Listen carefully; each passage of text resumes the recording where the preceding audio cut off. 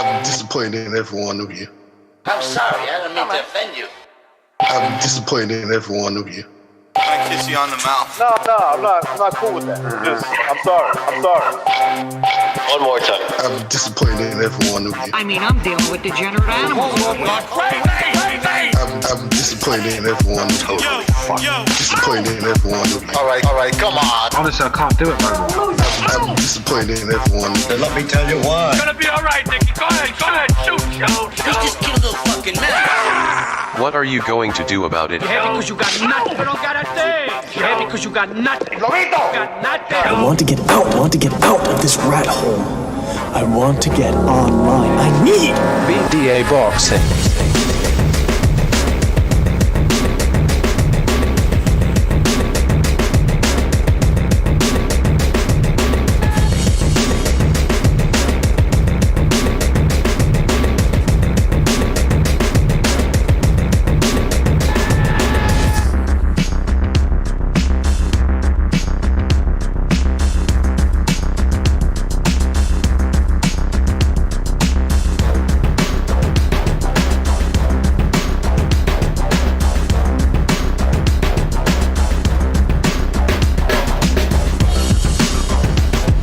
All right.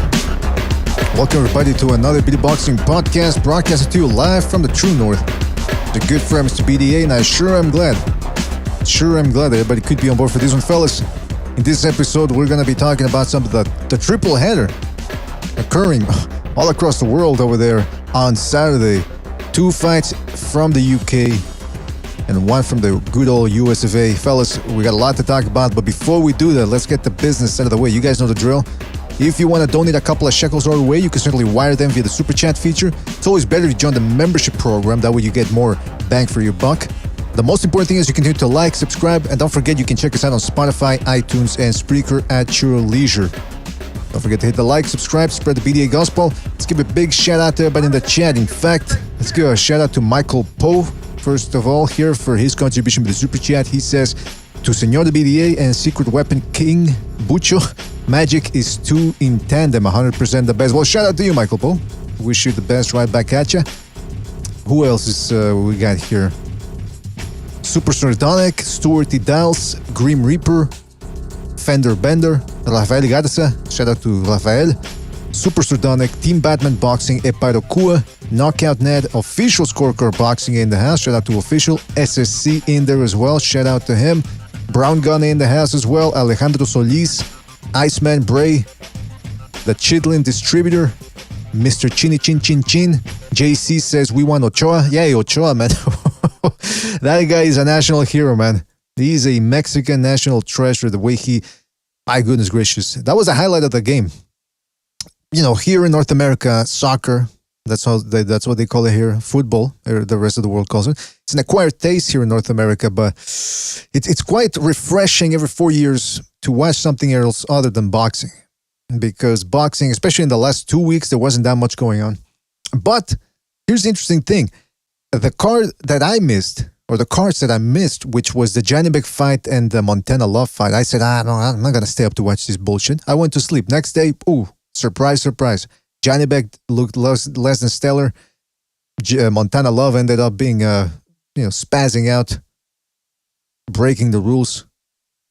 Perhaps that gained him more fans, by the way, in certain communities.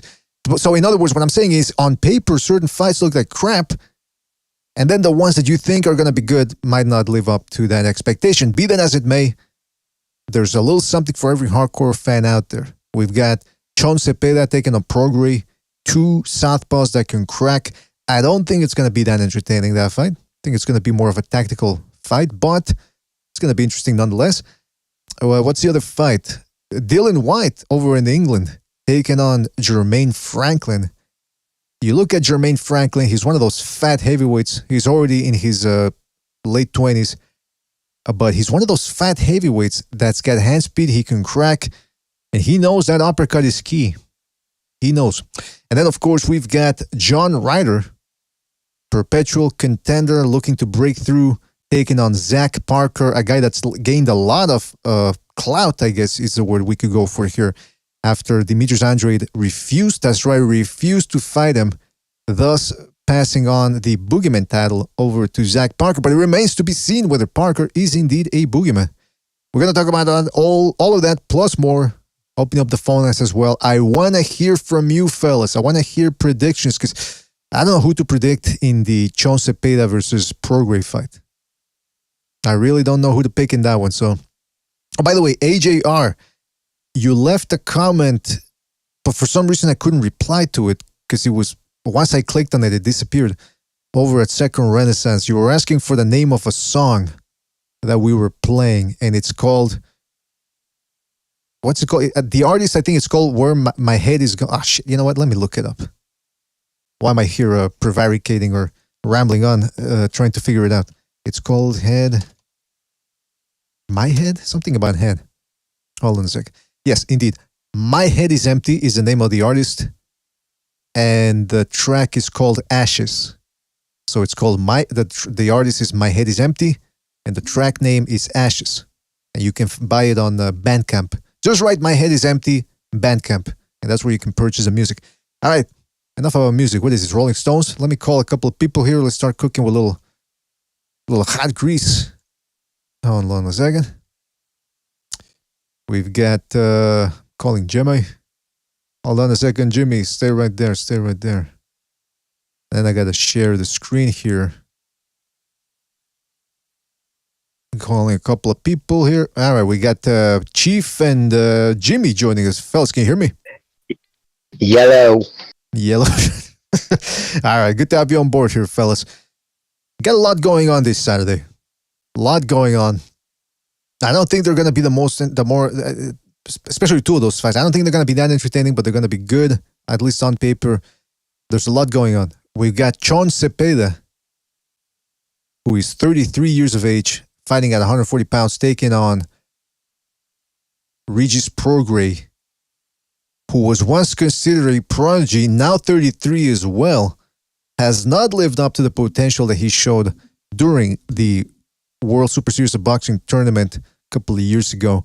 This is very much a do or die fight. I mean, obviously the loser his career isn't over, but it's two guys that have not lived up to the expectations we had of them. They're getting closer to that age where those reflexes, they start to go down. The speed is not always there. They can see the opening, but they can't take it, guys. What can we expect on Saturday? I'd say fireworks. I say fireworks when you have two guys that are action fighters that aren't going to have the same reflexes they did in their 20s, who have a point to prove, and who want to show that they're still viable in the division, especially with new blood on its way up. Teofimo is there, but he's not overly relevantly ranked yet. Josh Taylor's still there, and he's probably moving up, and who knows how long Shakur is going to be at 135 before he moves up. So there's a lot of, and Ryan's there. So whoever wins this fight is, I won't say a front runner, but keeps themselves in the mix towards relevant fights, be it title fights or big money fights. So long as, like I said, the winner wins. The loser gets to be more close to a stepping stone. Two all-action fighters, reflexes should be slightly less than what they used to be at their peak, and in a stacked division, I don't see any reason why we shouldn't have a really good fight. All right, yeah, that's a good point. Everything you said, I want to add some stuff to that, but I also want to let Jimmy, what do you think about this Saturday's fight between Zepeda and Prograis? I think Prograis should out. Is expected. I expect him to win. I think he's a little more talented. I think he has a little more power. Zepeda's hot and cold, man. Like some nights he's like on fire, and other nights he's putting some stinkers. So I think Prograis has been a problem of a lot of his problems have been who he signed with and bad management, and he's missed out on some fights because of it. So I don't know. What's the Vegas odds? I would imagine he must have Prograis as the odds-on winner. I would assume favorite. That's a good question. I'm curious. It's a very good question. Curious to see what the Vegas odds are. I can look it up if you want, but I'm pulling them. Yeah, I'm going with Prograis by decision. because I haven't seen Zepeda get stopped or I don't know, because again, it's the ring rust, man. It's so much easier if these guys were fighting like normal guys at their age group 2 and 3 times a year at a minimum. You just, when these guys are out for so long and you see so little of them, like Prograis, and how many times has he fought? And how many? I mean, when's the last he fought Taylor? I think was his last, really top end talent, right? I haven't even checked recently, but I think that's it. So, yeah, I'm leaning with Prograis. I think he's more athletic, and a better overall boxer. I think Zepeda is a tough kid. He's got some skill. Depends on whether he puts it together. What's your opinion on it, Mr. BDA? Well, to answer your question, it's Prograis appears to be a 3-1 underdog. 3-1 favorite. He appears to be a 3-1 favorite. And they have a bit of a point there, the odds makers, because Prograis does appear to be faster, which, always catches people's eyes. But he also seems to be more, he seems to be able to push the pace a little bit more. Like, for example, his last big fight, he went toe-to-toe with Josh Taylor. And that's a fight that if one of the judges would have given him the benefit of the doubt, just a tiny little bit more perhaps, we'd be talking about him being the lineal junior welterweight champion and getting all the accolades that Josh Taylor has been receiving for the past couple of years. Nevertheless, he didn't. But he showed that he could do that. Whereas when Zepeda fights, Zepeda also came close to beating one of the top junior welterweights when he faced off against Jose Ramirez. But he lost that one. But like you said, it's hard to trust a hot and cold fighter because you just don't know who's going to show up. When he fights Hank Lundy, he looks like crap. Then he takes on, what was the guy's name there that was a big talker? The Puerto Rican dude. Hold on a second. I'm going to look at the name because I'm forgetting it. Josue Vargas last year. Ices him in under a round. But now here's the problem. Josue Vargas subsequently shown to be nothing but never was. And that's the other problem here. Chief was talking about inactivity. Yeah, Prograis has been inactive, and he hasn't fought the stellar competition since he fought Taylor, but at least he's been active. John Zepeda last fought in October of 2021, and that was less than a round of activity. And what is it? One of the things that we're always talking about now here in this show, activity in the ring, not just sparring, not just staying sharp in the gym. We're talking about staying sharp, fighting shape. And that motherfucker, on top of not pushing the pace sometimes, Zepeda, he hasn't been active in the ring as well. So I don't know, man. Things don't look good for him going into this fight in terms of staying sharp. But you never know. You never know, man. I did want to say something though, Jimmy, or introduce a subject rather about this fight. Prograis also has his own flaws. He fights with his hands down way too low, man. Yeah, he's very relaxed. He's got very good reflexes, but he's fighting a guy in there that's a sharpshooter who's got power. So that type of fight on the outside, Prograis is not a guy that's going to chase you down and break you down. He did it against Indongo, but Indongo was slow as fuck. Zepeda's another proposition here. So I don't know, what are you guys expecting? I'm expecting a tactical affair where neither one takes that many chances. Right, and Prograis is a southpaw too, right? Mm-hmm. Yes, indeed. Yeah. Could see some clash of heads. But I think they'll outpoint him. I don't think Zepeda, he hasn't shown a tendency to get hurt. He can take a good, beating. I don't think Prograis has that kind of power to but yeah, no, I agree with Vegas. I just taking everything in, but he does have some flaws, fights with his hands down, and that will catch up to him eventually. Yeah. You know what I mean? It's just tempting fate, that style. But that style also, when you're a counterpuncher, invites attacks. And if you do your best work off somebody's mistake, you know what I mean? That can get somebody to cross that line into your atmosphere, as it were. So, we'll see. They're both kind of hot and cold, and here's what I mean by Prograis being hot and cold. And I don't remember which fight it was, but it was early in that Super Series where I thought this guy looks like he's going to take over the division. He wasn't fighting as recklessly with his hands down. His punches were tight. He was working his body shots well. He was working up and down over and over again. Hey, quiet. And sorry, I watched my neighbor's dog, and they're getting. Anyway, let me take this real quick. And point is, They're both southpaws, though. And so I don't think they're going to be the clashes of heads based off of that. It doesn't mean they won't clash heads, but they're both lefties according to BoxRec. That being said... Oh, they're both lefties? Okay. Cool. That's what I just saw off BoxRec. I just looked at Zepeda, and we already know that Prograis is a southpaw. So two lefties facing each other. That's the feeling out at the beginning of that fight is going to be more awkward because each time they're going to want to slip a shot, they're going to be used to slipping it in their own fashion against a righty, and it's going to be from a left-handed southpaw stance, and everything's going to be just a tad bit different. They're going to be more worried about headbutts that shouldn't be there, or clashes of heads, not headbutts, clashes of heads. So I think that there's going to be a feeling out fashion a little bit different than normal. I think the only reason why it's going to benefit Prograis is due to the fact he fought Josh Taylor, who's another southpaw. So I tell you, he's had world-class experience against a lefty. I tell you what, that experience against fellow lefties, it's most lefties aren't used to fighting other lefties. That's one of the things people always like to remind other boxing fans of. And one of the things about Zepeda is, I'm telling you, he's got that Ramirez fight, which was an almost type of performance. But he also has a win over Jose Pedraza. Now, again, very tactical fight, and tactical is just a euphemism for uneventful, or could be used as a euphemism for boring.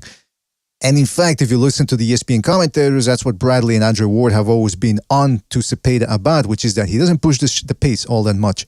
But I'm telling you, the guy's a sharpshooter in there. He's got some heavy hands. If you look at Pedraza's face at the end of the fight, he got two eyes swollen. So it's not like it's not like Zepeda just goes in there, I'm going to dance around and I'm going to clinch my way to a decision. No. This guy can crack. And if you watch Prograis fight, or the bulk of his quality fights, which were in the junior welterweight tournament a couple of years ago, when he fought Terry Flanagan, another southpaw, he was hitting a lot of jabs in that fight. Now, Prograis, in a way, allows that because he's so relaxed and he fights with his hands down. Here's the other thing about Prograis. He's very disciplined. Yeah, he's been having problems outside the ring with management, promotions, whatever. But this guy, the way he trains, I mean, look at it's an underrated performance that he put on against Taylor. A bona fide puncher, stuck on the inside against the fella. And I never saw him get stunned once. So think about that. Standing in front of a guy like Josh Taylor and going 12 rounds with the guy and giving as good as you received. This guy's good, but he's fighting a guy in Chon Zepeda who he might be overlooking him because he's that dangerous. So I don't know, man. I don't know what to expect from that fight. Can we take predictions down? Take some predictions down here. Jimmy, you said Prograis? Yes, Prograis by decision. Okay. Chief? Agreed. I think it's going to be a decision. I don't see Prograis getting a knockout in this fight. Not that he's not a hard puncher, but I don't know if he's going to press the issue enough or if Zepeda is going to give him enough openings to be able to wear him down enough to get a stoppage. If it is a stoppage, it's late round. It's not early.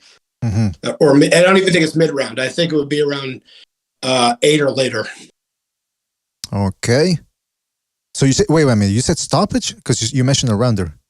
Now I'm confused. No, I'm not predicting a knockout. I'm saying if a knockout comes, it's going to be after the late rounds. I think it will be Prograis that gets it. But I'm not confident he's going to be able to get enough work done due to the fact I don't think Zepeda is going to give him enough openings.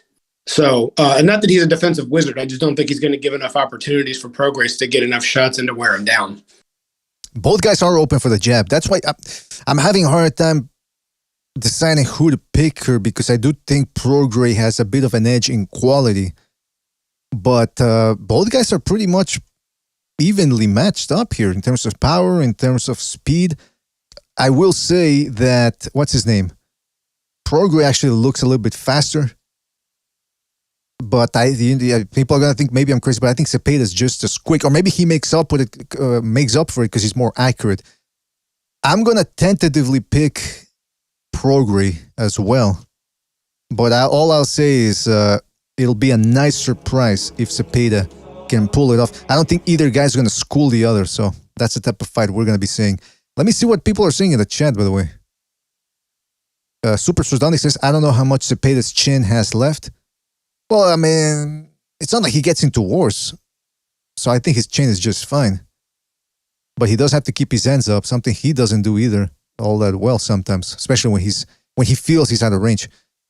Reverend Pickle says, decision for me, Prograis unanimous decision. Shout out to Rider of the Storm for his contribution to the Super Chat. He says, Zepeda by close unanimous decision. Both will taste the canvas. Whoa. Okay, so Rider of the Storm is expecting a firefight. Shout out to Rider of the Storm. By the way, this fight is I think it's a 12-rounder because it's for some sort of an alphabet position here. Let's see. Yep, 12 rounds for the vacant WBC Junior Welterweight title, if you care about that sort of thing. What else we got here? The Quag says Prograis unanimous decision. Team Batman Boxer says Regis winning maybe a late stoppage. Whoa.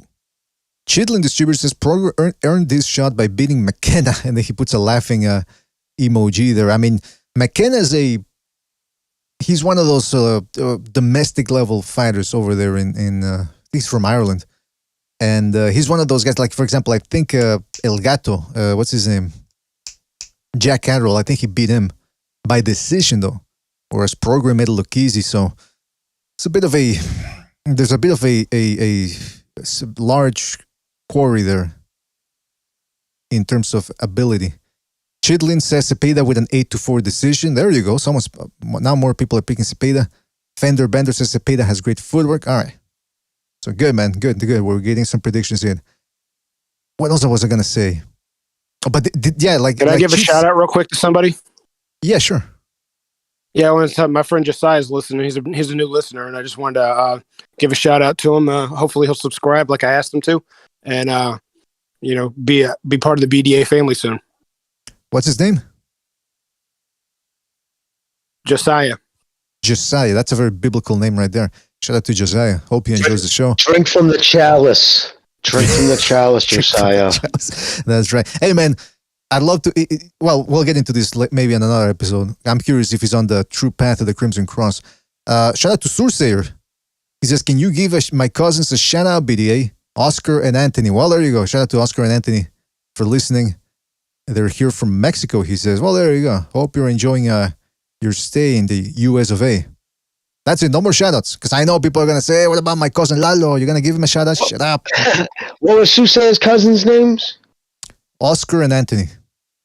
Okay. Hey, Oscar and Anthony, man. Thanks for listening, guys.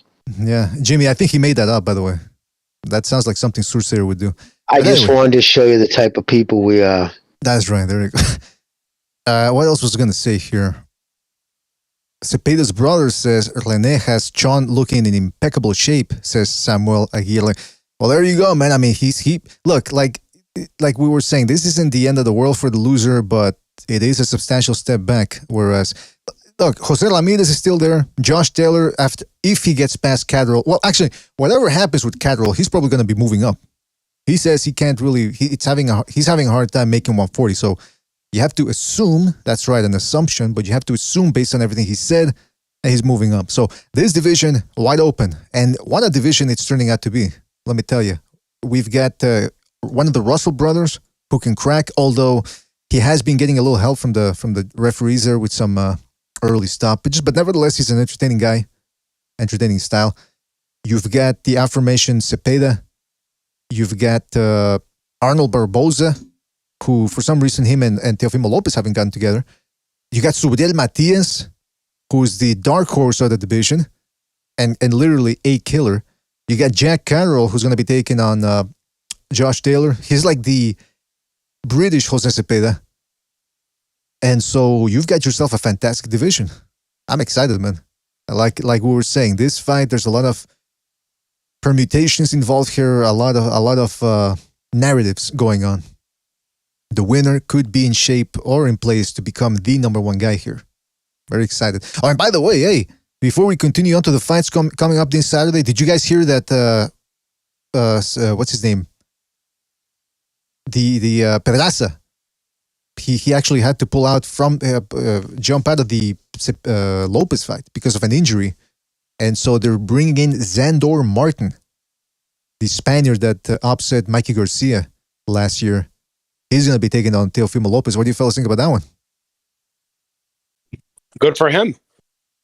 He stepped up. He stepped his game up in a fight he wasn't supposed to win. He did, and now he's being rewarded for it by getting a shot with Teofimo Lopez. So, good on him. Hopefully he does well. I don't care if he wins or not. It's not necessarily the fact I'm rooting for him for or against Lopez, but this is one of those things where those people that work hard, really hard, that are not favored to do anything in life, if they are in the sport, really try hard and wait for their opportunity, they can cash in. That's what's happened for the kid, and I'm happy for him. Don't think he's going to win, but good for him. Is happy Merry Christmas. That's right. Yeah. A different type of fight too for Zepeda. I mean, for Lopez, because Xander is much. Well, Jose can hit harder, but I would probably rate him higher. He's kind of looked a little rejuvenated in his last fight.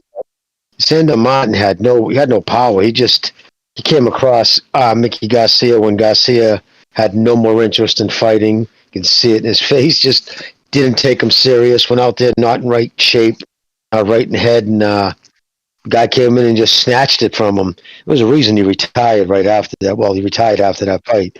He knew, lose to Xander Martin, and that. I mean, let's be honest, that crushed his legacy, as far as I'm concerned.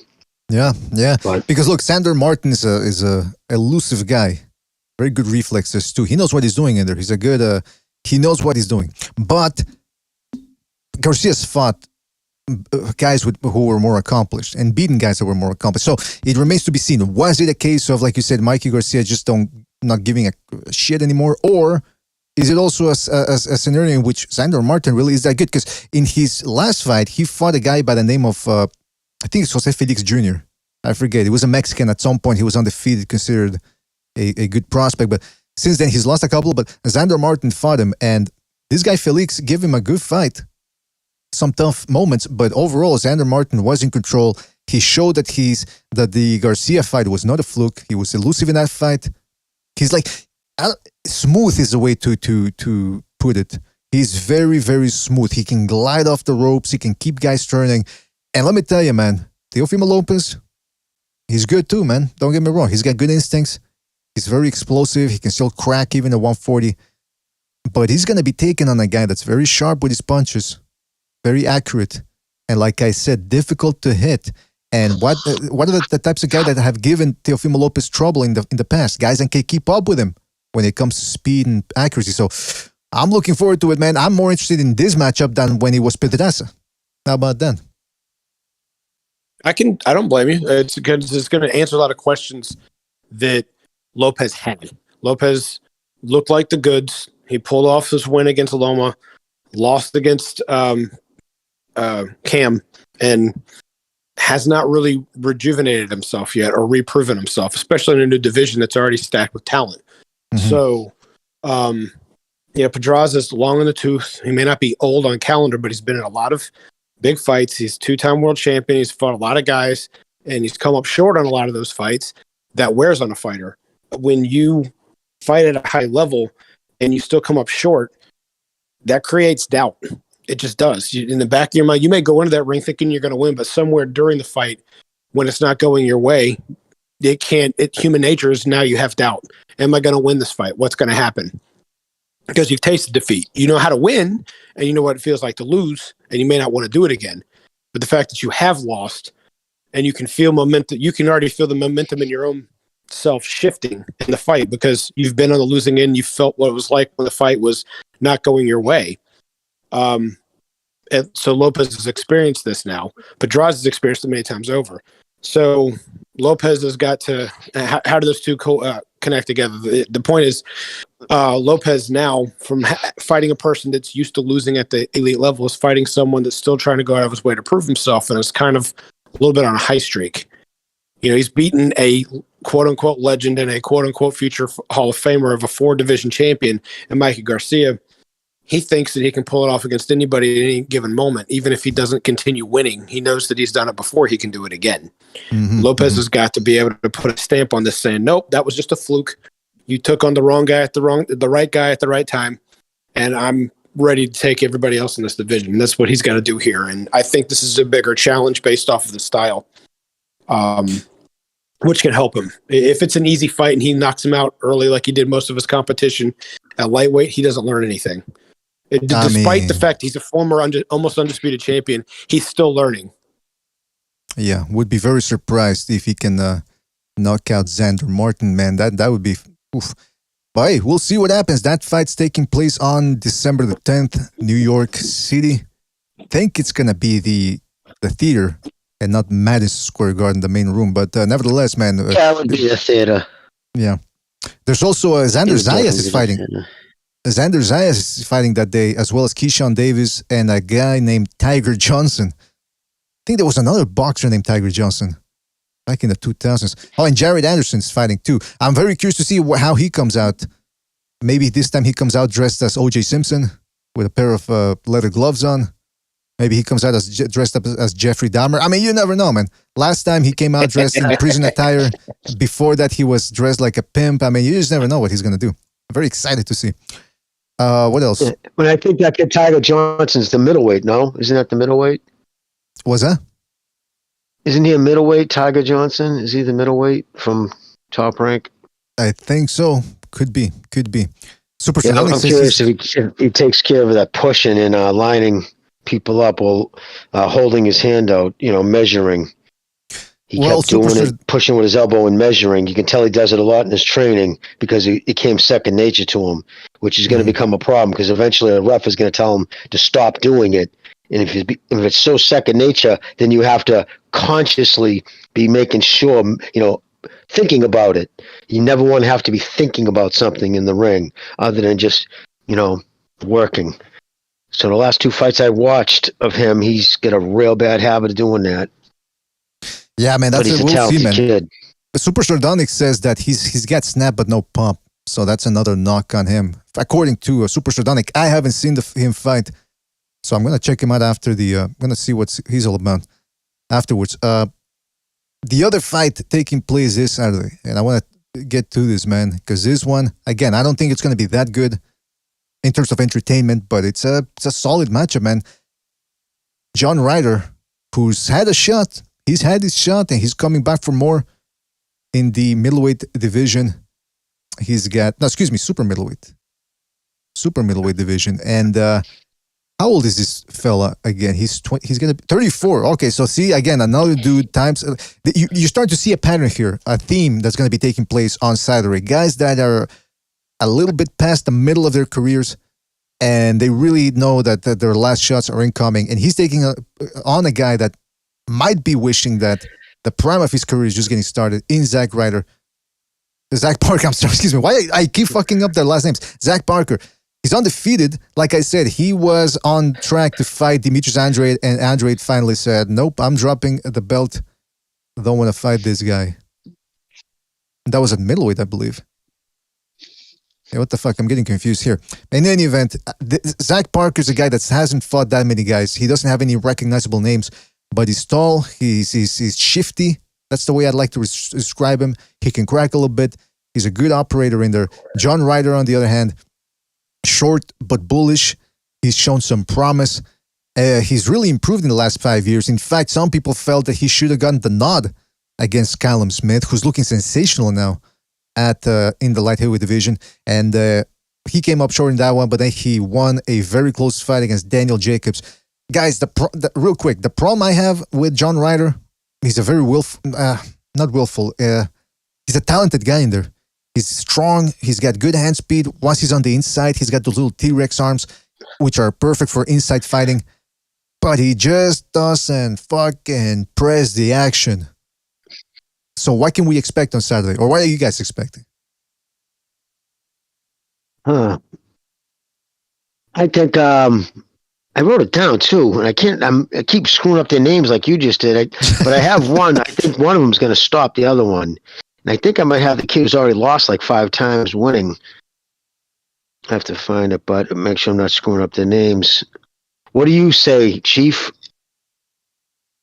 I'm just hoping this is one of those fights between two, I won't say war horses, but seasoned veterans that hopefully want to prove something and we get a barn burner out of it. I mean,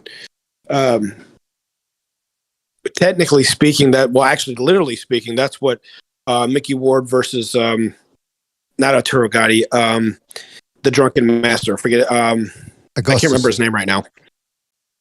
Who? I'm sorry. Emmanuel Augustus. Yes, those were two war horses that had several losses on their records. They were in their 30s. They weren't at the top of their games. They were just around that possible world title shot level, and they gave us an absolute war that was just a great fight. I'm hoping we get that much out of this between these two because I don't see them getting much more out of the sport than this.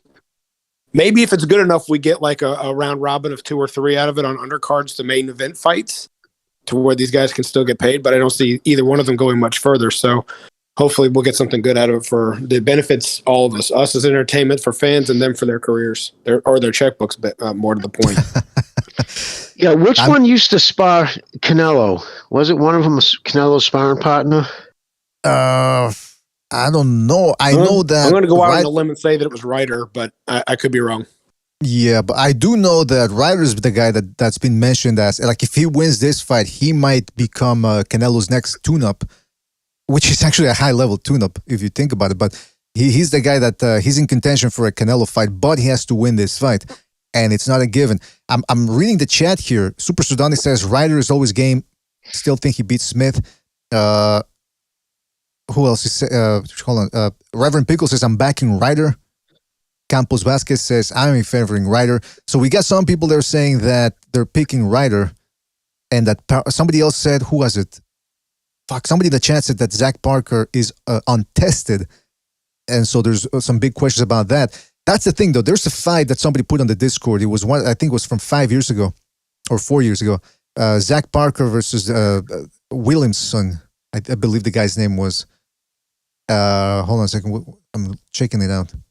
He's a black dude. Yeah, Darrell Williams. That was a split decision win for Zach Parker. And the guy, Darrell Williams, was doing what you're supposed to do against a tall guy.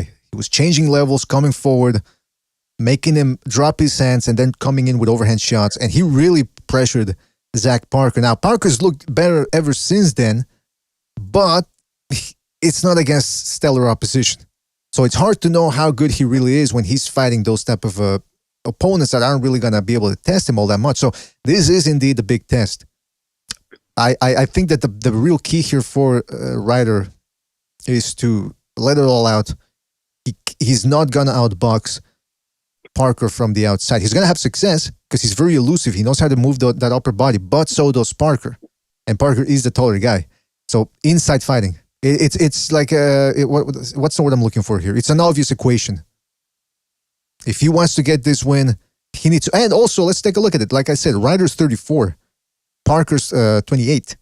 Undefeated. He's got the look that people want. You know, he might be the next big British star. I'm not saying the star, but I'm saying a star. And so he's got more upside, is what I'm trying to say. So Ryder needs to really push the pace, man. But that's an interesting fight. But again, I'm not sure if Ryder really is that type of fighter to push the pace. Paper Tiger says, Ryder all the way. Parker stands too tall sometimes. Yeah, see, there you go. That's what somebody else said in the Discord as well.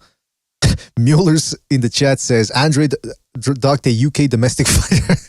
And then he puts a laughing emoji. Grim Reaper says, if Parker can beat Ryder, it'll put him on the map. Exactly. He knows that's what's at stake here. Iron Fist says, I never heard of Parker before Andrade was supposed to fight him instead of Janibek. Super Sudanic says, Ryder got experience by far. Cesar says, most people I know are going Ryder. There you go, man. All right, let's take some predictions, fellas. Jimmy? What is the paper hat? What is the odds? Vegas odds on that? Did you see that? No, but I'm gonna suspect that Parker's the favorite. I'm gonna check him out, but you expect Parker's the favorite? I'm expecting him to be. Let me check.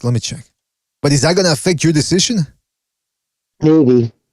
Okay, well, Parker is the favorite at 2-1, at around 2-1. Huh. I don't know. I need to look at these guys again one more time. Like I'm having such a brain freeze on exactly how they fight and everything. I know one was, I know like one's short and stocky. That's the Ryder cat, right? He's got like That's 5 right. losses. Yeah, but I just That's can't right. remember, so I don't want to make a prediction just yet on that. I want to look at them both fight. Just all I need is a couple of rounds, so I can even make it. Maybe when you got taking calls, I'll just look at it at YouTube. Fantastic, So- fantastic, Chief. I'll go ahead and just stick my neck out on the limb and call for Ryder. More experience, more riding on the line. If he's a potential Canelo opponent, even for a tune-up, that's motivation to win this fight and not to look past it, because you can't get that without winning this one. And I mean, that Canelo is still at this stage of his career as a sweepstakes for even many mainstream fighters. I mean, not to go off subject too much, but if Charlo were suddenly to get an offer, or Andrade to fight Canelo, that would still be the biggest fights of their career. So anybody that's going to get a chance at a Canelo fight that needs to win the fight in front of him and then focus on that, because that's going to change their life. That's right, man. Yeah, that's one of the main motivators here for a lot of these guys. They got the golden goose running around, Canelo. You never know, man. Maybe Canelo, he says, according to the latest news, Canelo's going to be coming back in around May. He's looking for a fight, and then he plans on taking on Bivol in September. Interesting thing, Bivol came out on The Zone, I believe, recently. He gave an interview, and he said that Canelo hit harder than Zurdo Ramirez. So, I mean, he's the one saying that.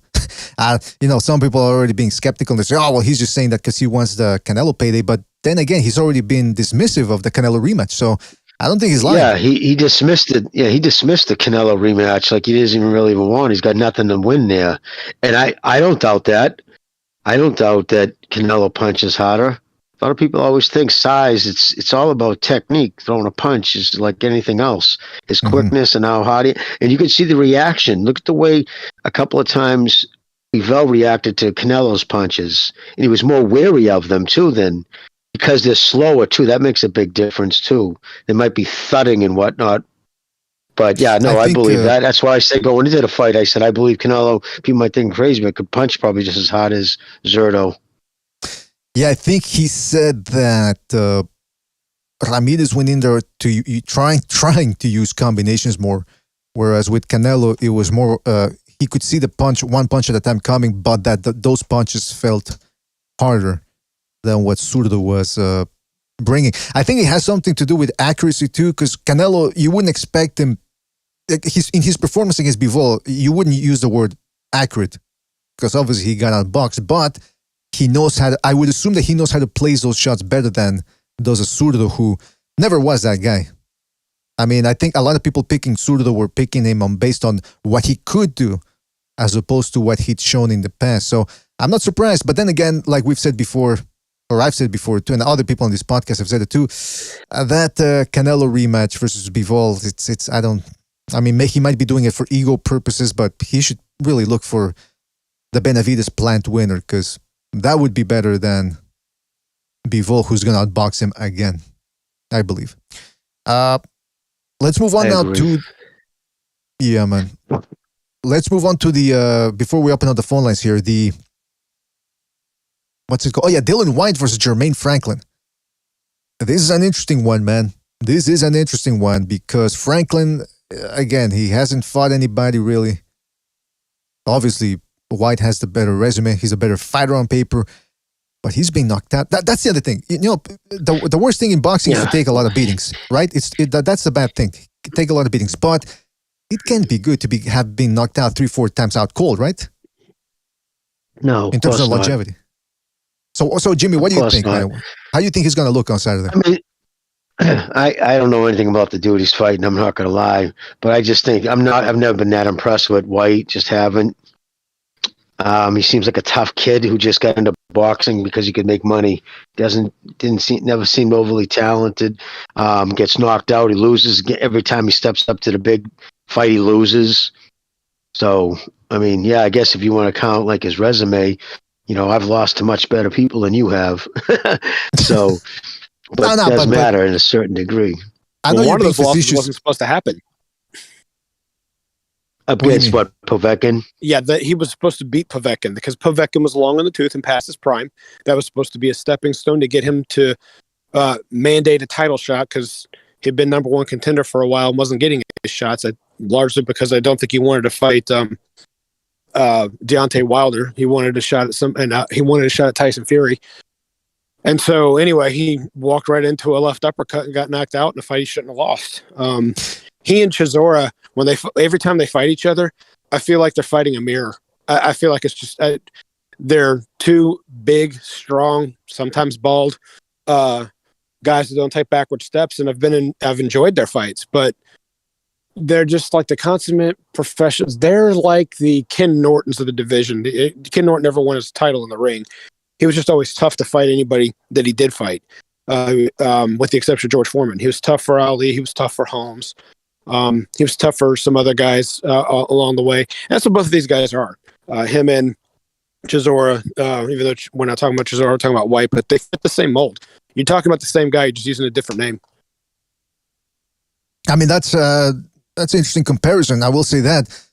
You mentioned the Povetkin fight. Yeah, he wasn't supposed to lose the first one. In fact, he was on his way to winning it. In fact, the rematch was just a continuation of the beating he was giving Povetkin. But I've never seen a fighter. I can't remember the last fighter who was so susceptible to one particular punch or one type of punch, and that's White, man. He's been knocked out. He was knocked out with an uppercut by Joshua.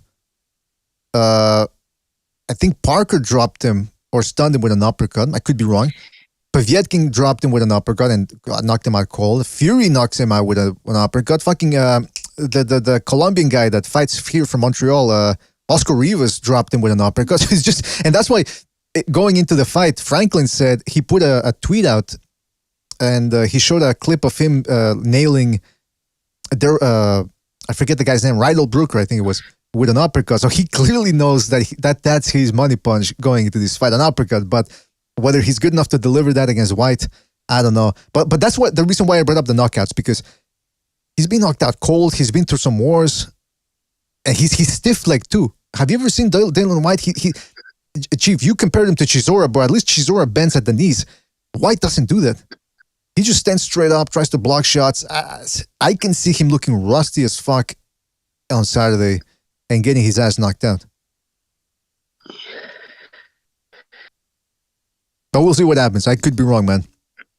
I could be wrong. We wait. I don't know if you would.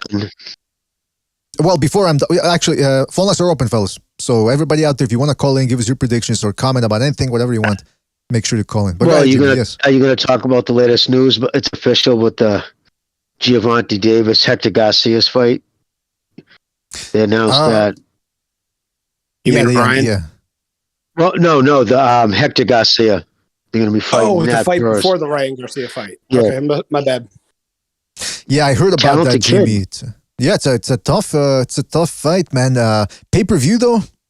I mean, oh yeah, of course it's gonna be a pay-per-view. They can't walk them backwards. Here's the problem. Here's the thing, that it's always got to have an asterisk next to the, you know what I mean, an asterisk, because he's dragging him up. It's got to be something, right? You can't just fight a tough kid. If that kid was a natural 135 pounder, I'd be really excited about this fight. But you're dragging a kid up in weight. It's always got to be something. You know what I mean? But I just find it amazing that he's being on the paperwork. What was released, which said the manager is Tom Brown Promotions. That's who I said if he left. Remember when I said if he did leave Floyd, he's not going to leave Heyman. He's just going to switch in-house. He's going to go to most likely be, by Tom Brown. And sure enough, it looks like, so that means Ellaby doesn't, if it's true, it looks like he's out. So Mr. fucking big man in the business doesn't even have a fighter. Wait. So where does that leave Floyd? Doing exhibition fights. No, but hold on. So that's all he is. But Floyd is still involved as his promoter officially, or? No. No, it wasn't Floyd. Every fight prior to this one, where it said promoted by promotion, it said Floyd Mayweather Promotions or Mayweather Promotions. Huh. This is the first time it says somebody different. It says Tom Brown. That's interesting because we weren't on the air while that happened, but Tank Davis again intimated that. I think somebody mentioned about how. And again, this is hearsay. But somebody tweeted out that they knew somebody that overheard Leonard Ellerby saying that he hoped Romero knocked Tank Davis out, and then Tank Davis replied in that tweet, "Yep, that's true. They've always been against me." So now you tell me that, Jimmy. Well, Davis says that's what his aunt or mother was told. Okay, that Ellerby told her prior to the fight that evening that he expected Romero to knock him out. I'm not going to be the last one to stick up for fucking Ellerby. I think he's a knucklehead. I just don't see him being that stupid. Why would you say that? Why would you tell his mother that? Even if you thought that to be the case, why would you say that to his mother? Exactly. Unless you really hate the kid, you wanted to sever ties. Unless I'm reading it right, or did maybe his mother overheard Ellerby talking to other people? Because there's a separate room for family and friends. They're not all hanging in the lobby with everybody else. Or maybe his mother was on drugs. Maybe his mother was high and she imagined it all. I don't know. Like, I have a hard time believing that they're Golden Goose, which, I mean, it's the only fighter they have, really, of top caliber that can draw a crowd. They're going to want him to lose. I'm pretty sure the relationship is acrimonious. I'm pretty sure there's a lot of tension. In fact, Tank Davis has been tweeting about it. And the fact that they're holding his career back by matching him up with Neverwords can't be good. But for them to want to actively sabotage his fight, come on. Well, this is going to be the first time he's fighting with somebody different, and this is the best fight he's had since Pedraza. He is dragging a kid up, but make no mistake, this is a pretty talented kid he's fighting. So without a doubt, I think this is going to be his hardest fight. So, absolutely. And if he did leave Mayweather, and that's the fight, the direction he went, I always said I was surprised. I thought he had enough talent. Like, I was always surprised how soft they matched him.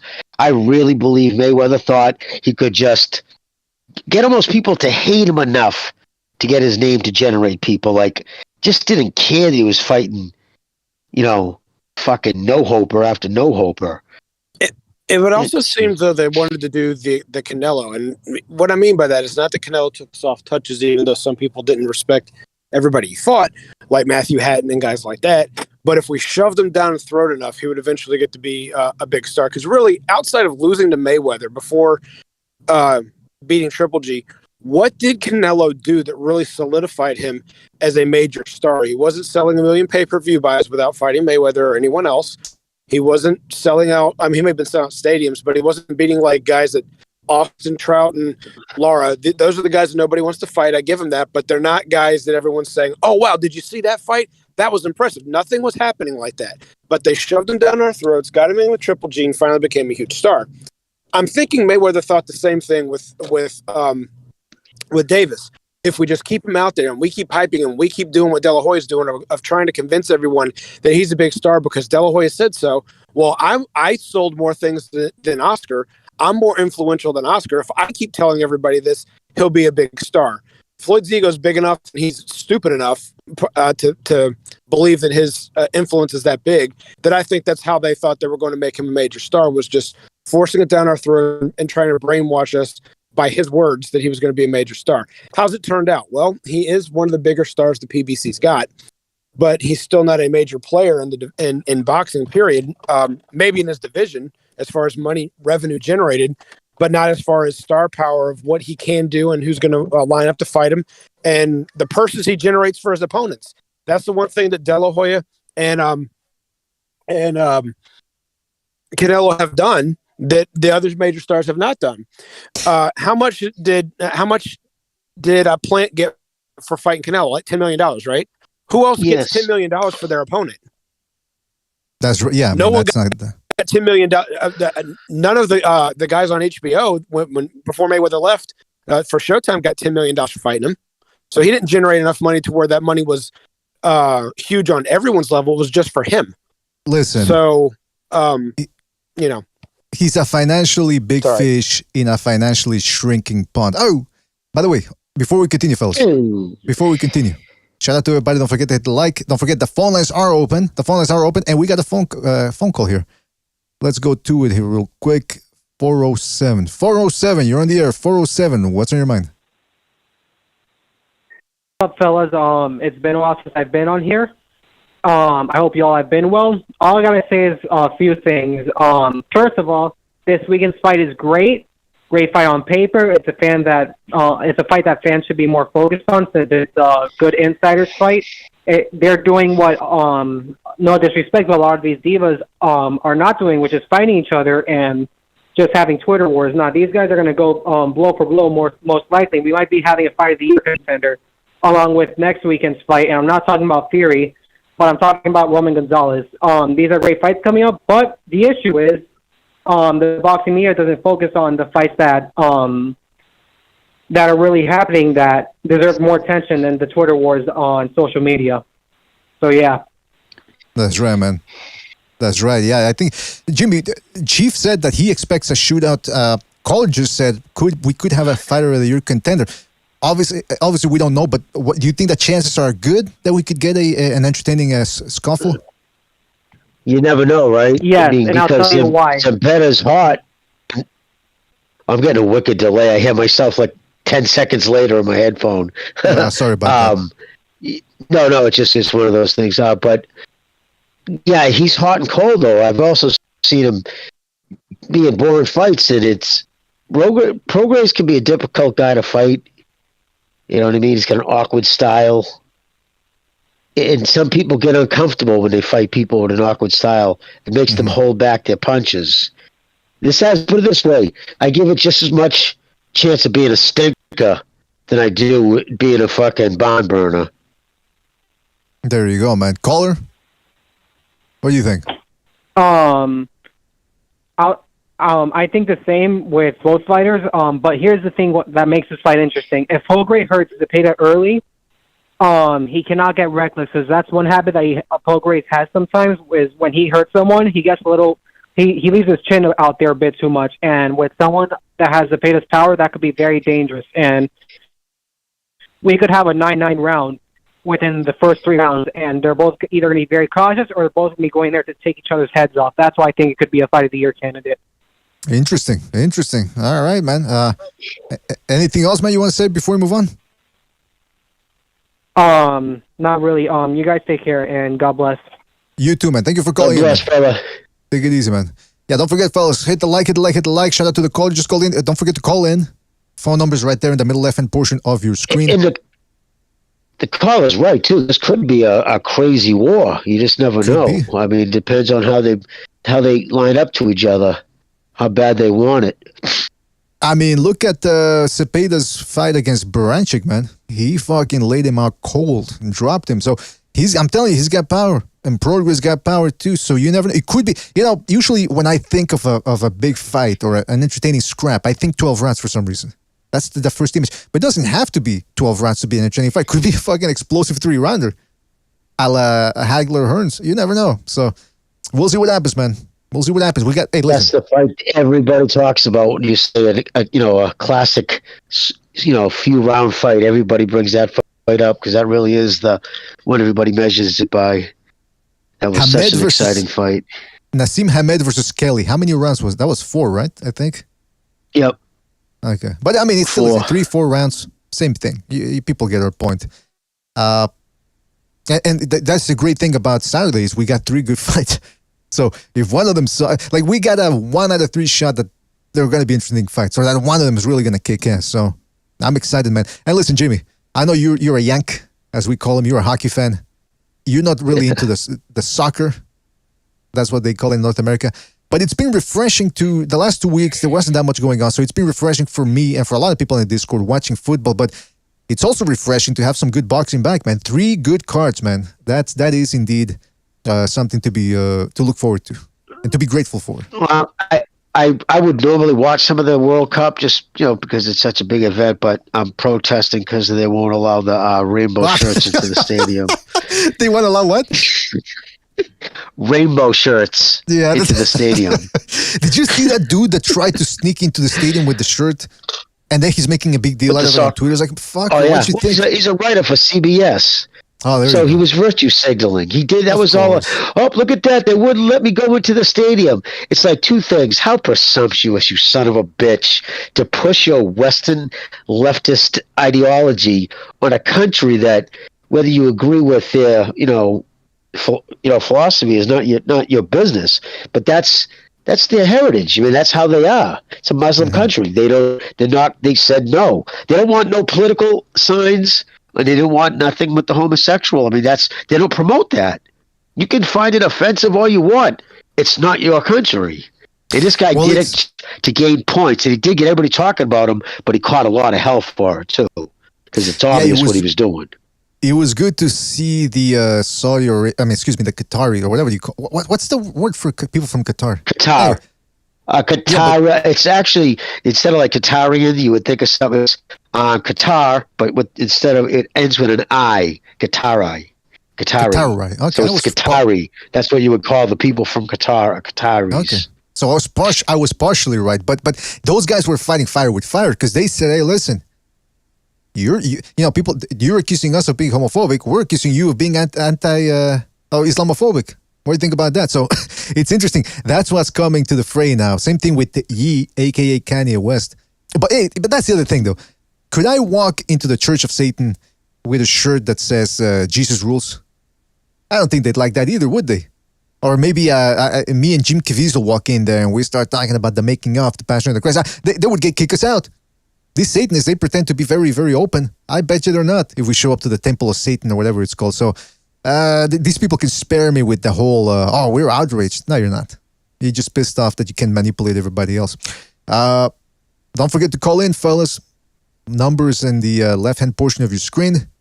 Don't forget to hit the like, fellas. Hit the like. Jimmy, here's the other thing I wanted to talk. Here's the other thing I wanted to talk about. Eddie Hearn recently came out and said that there's some very good chances that if Dylan White wins this Saturday, him and Joshua could tango in a rematch. That's a big if, because like we said, Dylan White has to get past, what's his name? Jermaine Franklin. And this is the heavyweight division, and almost everybody can crack. But how interested would you be? Let's say Dylan White looks sensational this Saturday and knocks the guy out, dominates him. But how much would you be looking forward to a Joshua rematch? I would rate for getting up for it. I put it somewhere behind cleaning the gutters at my house. Come on. I just not up for it at all. I have just not. Sorry. I'm like the guy. I'm not oddity. Heavyweights, I don't get super excited for heavyweights to begin with. I like lightweight through middleweight. That's the fights I've always gotten up for because they're big enough to hurt you, but small enough to have, throw a lot of punches with accuracy. I just don't rate White. I think Joshua will destroy him. Especially now that he fought Usyk twice. I mean, Joshua doesn't realize it right now. He's just probably feels down in the dumps. He's a better boxer today than he was 24 rounds ago. Because remember, Usyk he was so sucking air and tired in the first fight that he had him really wobbled. It wasn't like he was taking a beating. He didn't get nothing beat out of him. He just doesn't realize it yet how much better he is. He should jump right back in there right away. But I think he'll be surprised when he fights White, how slow White. Like, if he would have fought White within 7 months, like a normal champion or fighter should do, especially one who lost, you want to get your mojo back. You don't wait a year to fight again. So you get home and you sit there in your fucking multi-million-dollar fucking, penthouse, sitting there letting it just fester in your brain. Get back in the gym, get back on the horse and fight. Seriously. He should. And then, because another thing, he would have seen how slow White looked. How robotic his movement is, how telegraphed his punches are after fighting Usyk. So, I think he should have jumped much quicker. But that's fair. I want to go back to that, though. But before we do that, we got a phone call. Let's go to 301. 301, you're on the air. 301, what's on your mind? BDA, man, what's up? What's up, man? I see what you did there with the subtle analogy comparing the Muslims to the devil worshippers. Nah, come After on. all, it was No. a beam of fire that the Archangel Gabriel manifested himself to Muhammad. So Come on, I 100% agree with you there. As far as your point, Jimmy, I personally, I'm all for this Qatari, a homo ban. It's not out of respect for them or their culture. It's that I hate gay people, so I'm not against. I'm 100% against. So, wait, did you say that Joshua is fighting white? I've been kind of out of the loop. I've been trying to avoid this degenerate spiral, but like an addict, I keep coming back here. But is that what's happening? No. Well, Eddie Hearn was suggesting that if White wins this Saturday, he could be Joshua's comeback opponent for 2023. Eddie Hearn, he reminds me of this translator of Nietzsche, Walter Kaufmann. I don't know if you're familiar, but he was born to a prominent Lutheran family, and then happened to discover, surprise, surprise, that apparently he's Jewish. It's an amazing coincidence there, don't you think? I kind of feel I have the same kind of energy from Eddie Hearn. Where are you going? No. Hold on. Where are you going with this, Mister? Hey, where are you going with this, Mister? That's what I'm asking. I'm not going anywhere. I'm not going anywhere. I'm just saying, like, similar energy. You know where you're going. You know where you're going. You're going into a re-education camp. That's where you're going. If people find out who you are. I'm going into one of the Uyghur. Actually, it's Uyghur, but I don't know where the term Uyghur comes from. But I'm going to one of those camps. Well, actually, we got somebody calling in here about the Islam thing. Hold on, we got somebody else on the line here. Caller, go ahead, man. What do you want to say to the caller? Uh-oh.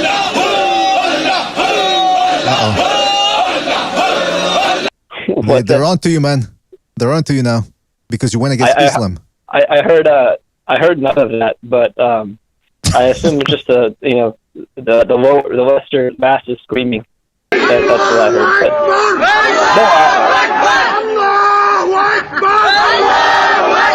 Is this the Akbars or something? That's right. They're coming after you now, man. Okay. Anyway, just real quick, Joshua being a better boxer. Yeah, I don't know about that. He just seemed like his problem is he's not a disciplined boxer. When we're talking about a disciplined boxer, it's not just what they do out of the ring. It's not just their level of conditioning. It's really how they respond to setbacks. And for Joshua, whenever he gets a setback, whenever he starts to get hit, he starts to lose his composure, and he doesn't know what to do. In the first Usyk fight, I actually saw him doing a lot more fluid motions, like fighting a little bit more on instinct, and he was able to tag Usyk with like a couple of straight right hands in the middle round. And I don't think that was just because Usyk was taking the round off. Whereas in the second fight, he was just a much more straightforward approach. Let me get this guy to the ropes and start unloading. And I think that's actually cost him more. Because he was doing what Usyk was prepared for. He wasn't doing what Usyk. He wasn't surprising Usyk at all. You have to subvert the guy's expectations if you're going to fight him that way. And I don't know. Like, as far as his heavyweight career, I'm not like too bullish on him. I think that he just has this wall. When he starts to get hit, he starts to doubt himself, and he shouldn't, because he's got a lot of power and he's a great athlete. But I think the mental side of him is just always going to be an issue, and it's too much for him to unlearn everything he's known. But if he does do a comeback fight, I think the guy who beat that French guy, Tony Yoka, I think his name is Bacoli or something. Yeah. No, Bacoli is the prospect. You guys know who I'm talking about? Yeah. It starts with a B. Yeah, it's the African. He beat Tony Yoka, his own hometown. Yeah. You said Bacoli or Akoli, something like that. Yeah. Oh, maybe it is Bacoli. Maybe Okoli is the prospect, but whoever it is. But I think that would be a perfect fight for him, because it's a hungry guy, about the same age as Joshua. Not physically as impressive, but so someone Joshua should be able to beat. But if you can't beat that guy, he doesn't belong at top level contention. Yeah. The Prograis Zepeda fight, I think, is interesting. I think whoever said there'll be knockdowns, I don't know if they'll trade knockdowns, but I do think both guys will get hurt after like a feeling out period. And I would edge it towards Prograis because he's a better inside fighter. I think he can get on the inside and start to rough Zepeda up. But I think it's really interesting because Prograis just been so inactive. Mm-hmm. So you'd expect that he's not, you just don't know what to expect from him. So I'm looking forward to it. All right, fantastic. Well, listen, you made me pull up the disclaimer there, just so people understood that this was nothing but, look, this is just people giving their opinions. Why not? That's what we do here. You know, we throw things around. We're not necessarily saying we endorse everything. But hey, listen, always appreciate your calls and call back next time, right, man? Take it easy out there. All right. Don't forget to hit the like, fellas. Hit the like, hit the like, hit the like, hit the like. Really helps us out. And it's easy as 1, 2, 3. And don't forget your call in numbers in the left-hand middle portion of your screen. Jimmy, you mentioned the heavyweights. And I'm telling you, man, Dillian Whyte would make sense as a comeback fight because should he win, he still got he still has that UK purchasing power. He could draw in a crowd. It would be a British derby. They could play off the whole, rivalry angle, which served them very well in the first fight. But I got to tell you about Dillian Whyte, man. I wouldn't be all that excited about that fight because the reason why as boxing fans we get excited over fights is when we don't know who's going to win, right? When there's as much intrigue as possible. With this one, look, Dillian Whyte, I have to commend him for having fought everybody. And he beat some tough guys. Oscar Rivas, he did beat Helenius, he beat Joseph Parker, Chisora twice, and other names that I'm forgetting. Oh, and including Povetkin. Yeah, he got his revenge. But since the Joshua fight, this guy was on a run, beating good fighters. Everyone was talking about, what's going to happen when he finally gets his mega fight. And he takes on Tyson Fury. And he looked horrible. And I understand that's because Tyson Fury is good. And he's a giant and he knows how to use his size and all that. So I don't blame him too much, but it did deflate his standing a little bit, or a whole lot. Wouldn't you say? Well, what's your thought on that? You're talking about Wilder, right? Dillian Whyte. Oh, Dillian Whyte. Okay, I thought you said White. Wilder. I'm having a hard time hearing. Yeah, no, of course. I mean, he just got starched by Fury. Yeah, I mean, he's just coming off getting knocked the fuck out again. I mean, he just... Yeah, no, get out of here, dude. He's the domestic level talent. I just not impressed. Never was. And now I know why. I mean, look what happened. Every time he steps up, he's going to fight Joshua, and Joshua should fucking throttle him. I mean, listen, I wouldn't call him that. I take more out of it. I take more out of the fight negative for Joshua if he doesn't. It'll say that Joshua really has slipped a lot, which I'd be surprised after fight Usyk. He should actually do better. But because remember, he looked better in the second fight, Usyk. He really did train hard. It just people don't realize that footwork, how hard it is to hit somebody like Usyk, and how slow, glacierous, slow White will look in there and feel compared to Usyk. So yeah, I expect Joshua to fucking lay him out in 3 or 4 rounds. And if he doesn't, it's an indictment on him. Yeah, man. I mean, listen, at the end of the day, Joshua at worst is the number 3 heavyweight. I don't understand why Ring... Hold on, let me check out the Ring TV ratings because I know they had Wilder at number 1 at some point. And then they were saying, we'll wait until... I think once Tyson Fury takes care of Chisora, they're gonna... Yeah, they got Wilder number 1, Joshua number 2, Joy's number 3, Joshua's number 2. I mean, listen, Joshua... In my mind, you put him up against Wilder, I think he beats Wilder. And for Wilder to be number 1, it's because he beat Helenius. I mean, come on. But Joshua, he's a problem for anybody. People like to talk about Usyk beat him. Yeah, he beat him twice, of course.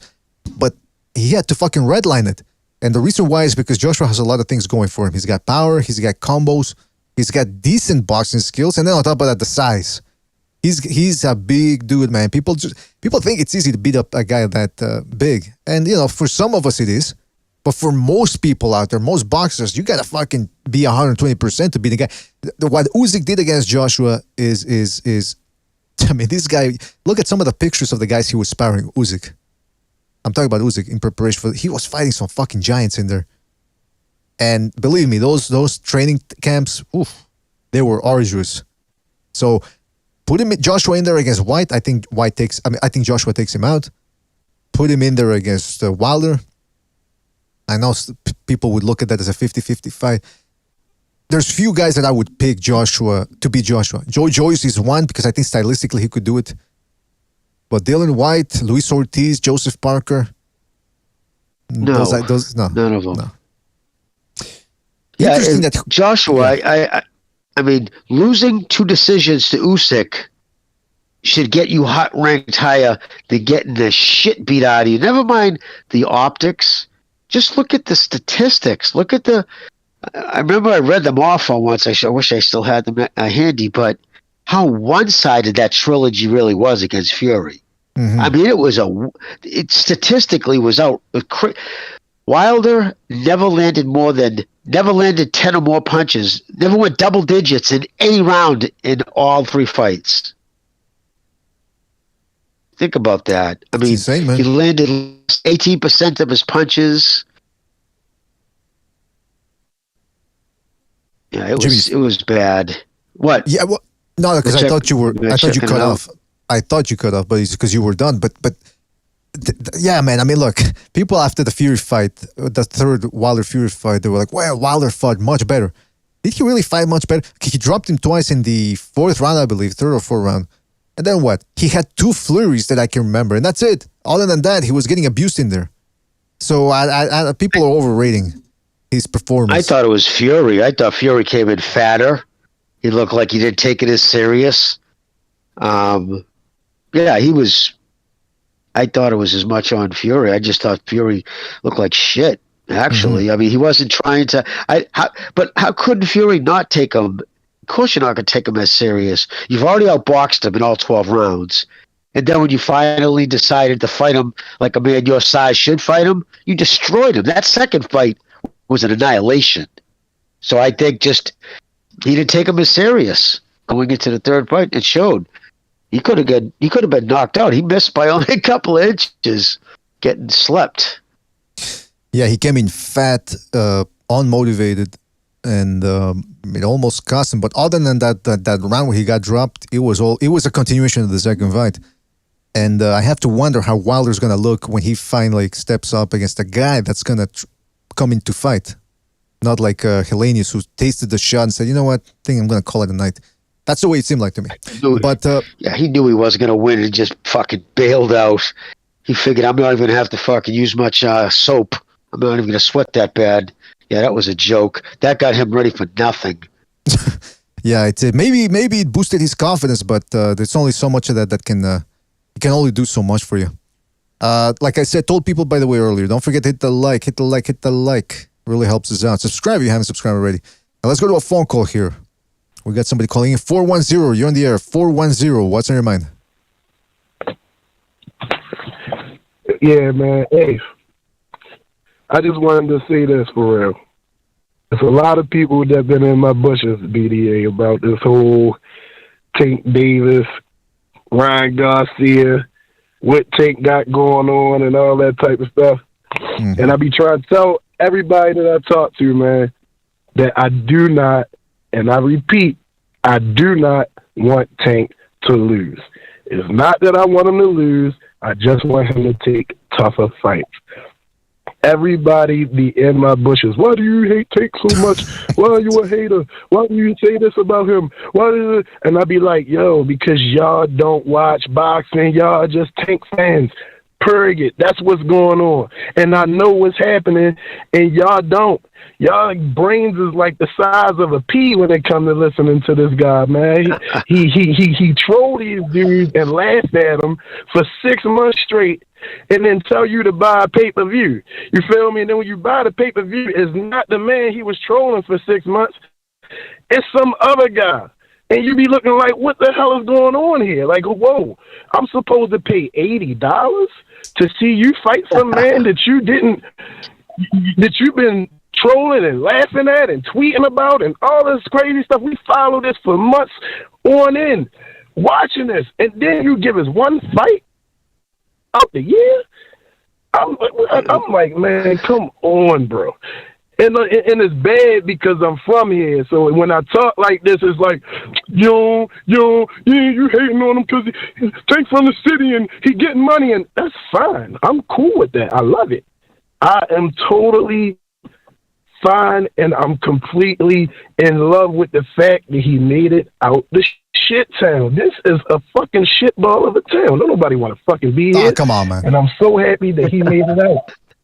But at the end of the day, we can't fucking glorify that bullshit. That right there is not what we talking about. We talking about the fights.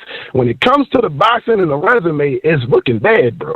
It's looking really, really bad. And the fact that we see PBC and Showtime just crumbling right in front of our eyes, and nobody's paying attention to that. None of the fans of his know anything about that. They don't know shit about that.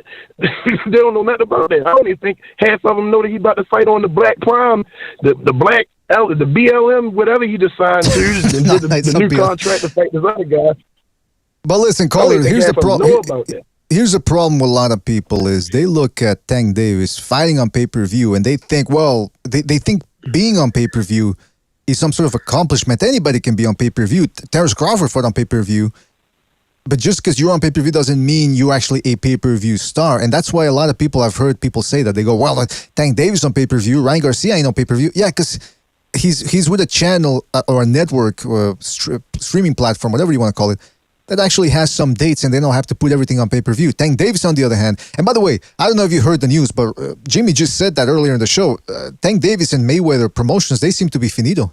That seems to be over. And it's wild, right, BDA? My brother actually asked me. He just the other day, I'm talking to my brother. He say, man, that fight is happening right next door in DC. You want to go to it? I say, yo, I already know Tank gonna win. Yo, he gonna slump this guy. He coming up from 130. You feel me? I say he coming up from 130, and he'll come forward slugger with no. I mean, he just throwing him. I mean, he got Chris Colbert because Chris Colbert he decided with his small ass to go in there and try to do the same shit and just slug it out with him. And so happened to get dropped. He felt one and he can't come back from it. Tank, he gonna get you out of there. He's a little bit more savvy. He's way more savvier than his other guy coming up from 130. And he gonna time him and get him out of there. And now as far as Ryan Garcia, that right there is a different show because they technically fight the same. They both looking for the knockout punch, and he trying to get it off the counter. So we just gonna find out who can really handle whose power and punches. We know that Ryan Garcia is slinging them in there like a whip.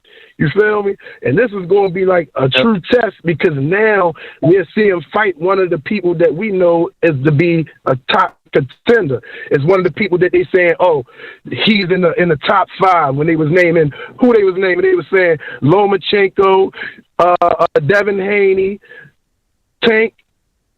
Cambosos was in the lineup until after that we didn't see he can't fight. And that was it. And Ryan Garcia. So those was the people, those was the faces. You see what I'm saying? Those were the people that we was looking at. And Tio was even in the limelight for a minute, but then he done moved up to 140 and got away from all that. Well, listen, man. And I'll say this. What's his name? I'll say Barza now. I don't know what that's about. Listen, I'll say this. The Garcia fight ain't. Listen, the Hector Garcia fight is not that bad. My main issue with it is it shouldn't be pay-per-view. It should not be pay-per-view, and that's hurting Tank Davis's career. The fact that he's with a promoter that wants to hold him back for whatever reason, the fact that he's fighting on pay-per-view in fights that shouldn't be on pay-per-view, the fact that he decides to stick to a promotional entity or a manager that uses other low-level promoters as fronts, and that's just derailing his career. That's the saddest part of all of these, or those are the saddest factors here, or outcomes. But it's not a bad fight, the Hector Garcia fight, but the fact that that's the best Garcia opponent, the best Davis opponent in the past 3-4 years, that speaks volumes. 5 years. But what sucks is when people say, when they say, oh man, it's only $80. Were you broke or you cheap? It's like, first off, don't count my money, fuckhead. And second, it ain't about the $80. Right. It's about the principle. You know what I'm saying? Just because I have $80 doesn't mean I want to pay it to some providers to see a fight that shouldn't be on pay-per-view. So I hate that angle. But all right, Paul, I didn't mean to cut you off, brother. Jimmy, you hit it in the head every time, Jimmy. You hit it in the head every time, man. You definitely just said something real. That's facts right there. You should never count the next man's pockets and his money. Period. That's just facts. And the fact that you would charge, it comes out to be like $79, $90, $80 something dollars for this pay-per-view after tax, and then you pay for it. The undercards end up being bad, and then you see this fight in which you already predicted the outcome, and then it just happens just like how you thought it in your head, and then you be on to the next one, like, all right, well, now that that's over with, Tank about to see somebody good now, you feel me? You say the same thing about Devin Haney once he starts parading that belt around, playing them type of games, acting like Loma is a nobody. I don't know what that's about, but he gonna find out when it's time, when it comes time to see Lomachenko, because I don't believe in that clinch game. It's not gonna work. Listen, I know it's not going to work. Well, listen, caller, man, caller, we gotta move on. But thank you for your call, and call back next time. Where are you from? Calling from Baltimore or Washington D.C.? Oh, I'm from Baltimore. 410. So so no kidding. You're from Baltimore, no doubt. Well, you be safe, brother. You take care of yourself out there. No joke. Hey, Jimmy. I just wanted to leave with this one right here. I ain't gonna hold y'all too much longer. I just need 2 seconds. Y'all gotta watch the very first 2 rounds over and over and over again of George Campbell versus Devin Haney. The first 2 rounds is just awful with the clinching and the headlock. Yeah, that clinching's bad. Oh my God, it was bad. Damn, that shit. I did not in real time. I ain't see it this way, but when you go back and watch it 2,000 times, oh my fucking God, it's bad. It's bad. It's bad, bro. Listen, he just has a hard time on the inside. All right, y'all have a good one, man. Happy Thanksgiving. All right, happy he does Thanksgiving. everything great on the outside. Yeah, you gotta go, Mr. BDA. But nice call. Thanks for calling, brother. Great call. All right, right back at you, man. Take it easy. Absolutely, man. I'll be calling back. All right, take it easy, man. Yeah, I was gonna rewatch the Haney fights, but then I remember I got a date tomorrow. Dominatrix is gonna be sticking needles into my balls, so as you can tell, my schedule is jam packed. He said Happy Thanksgiving, by the way, Jimmy. It's Thanksgiving over there in the USA, right? Yep, Happy Thanksgiving to him too, and everybody else. That's right. Thanksgiving. Let's celebrate the genocide of the Indians, right, Jimmy? I know I'm gonna piss you off with that. You son of a bitch! All right, listen, I'm kidding around. That's what I do. John Lozano, the actors always seem to start it out now. John Leguizamo or whatever, the Puerto Rican actor comedian. Leguizamo, yeah, he did that. Oh yeah, he started it out a couple of days ago. Tweeted about happy genocide of slammed Thanksgiving. No, fuck Thanksgiving, I think, or fuck America, something really charming like that. You better watch it. He's a Puerto Rican, so he might stab you if he sees you in person. All right, listen. Don't forget to call in, fellas. The number's right there in the left-hand middle portion of your screen. Don't forget to hit the like, really helps us out. Here's the other thing that's going on in the boxing world there, Jimmy. Shakur Stevenson decided to show up last night, I believe. Maybe it was 2 nights ago. He went online, Instagram Live, to complain about how nobody wants to fight him.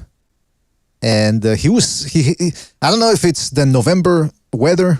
Maybe he went on a run and cut the sniffles, but he was sniffling a lot. And the fact that he decided to do this impromptu live stream, complaining, sniffing a lot. I don't know. Some people started to wonder whether he might have been, because look, some people are going to say, oh, why are you going to say that about Shakur Stevenson? Wait, look, this is a guy that hangs around with thugs. In fact, one of the thugs that he was hanging around with got shot moments later, a couple of weeks ago. This is a guy that hangs around with and beats women. He's an all-around bad apple. Loves to shit talk. His family starts riots after his fight. So would it really be that inconceivable that he might be on no skiing? I don't know. I'd hate to believe that. I really would hate to believe it.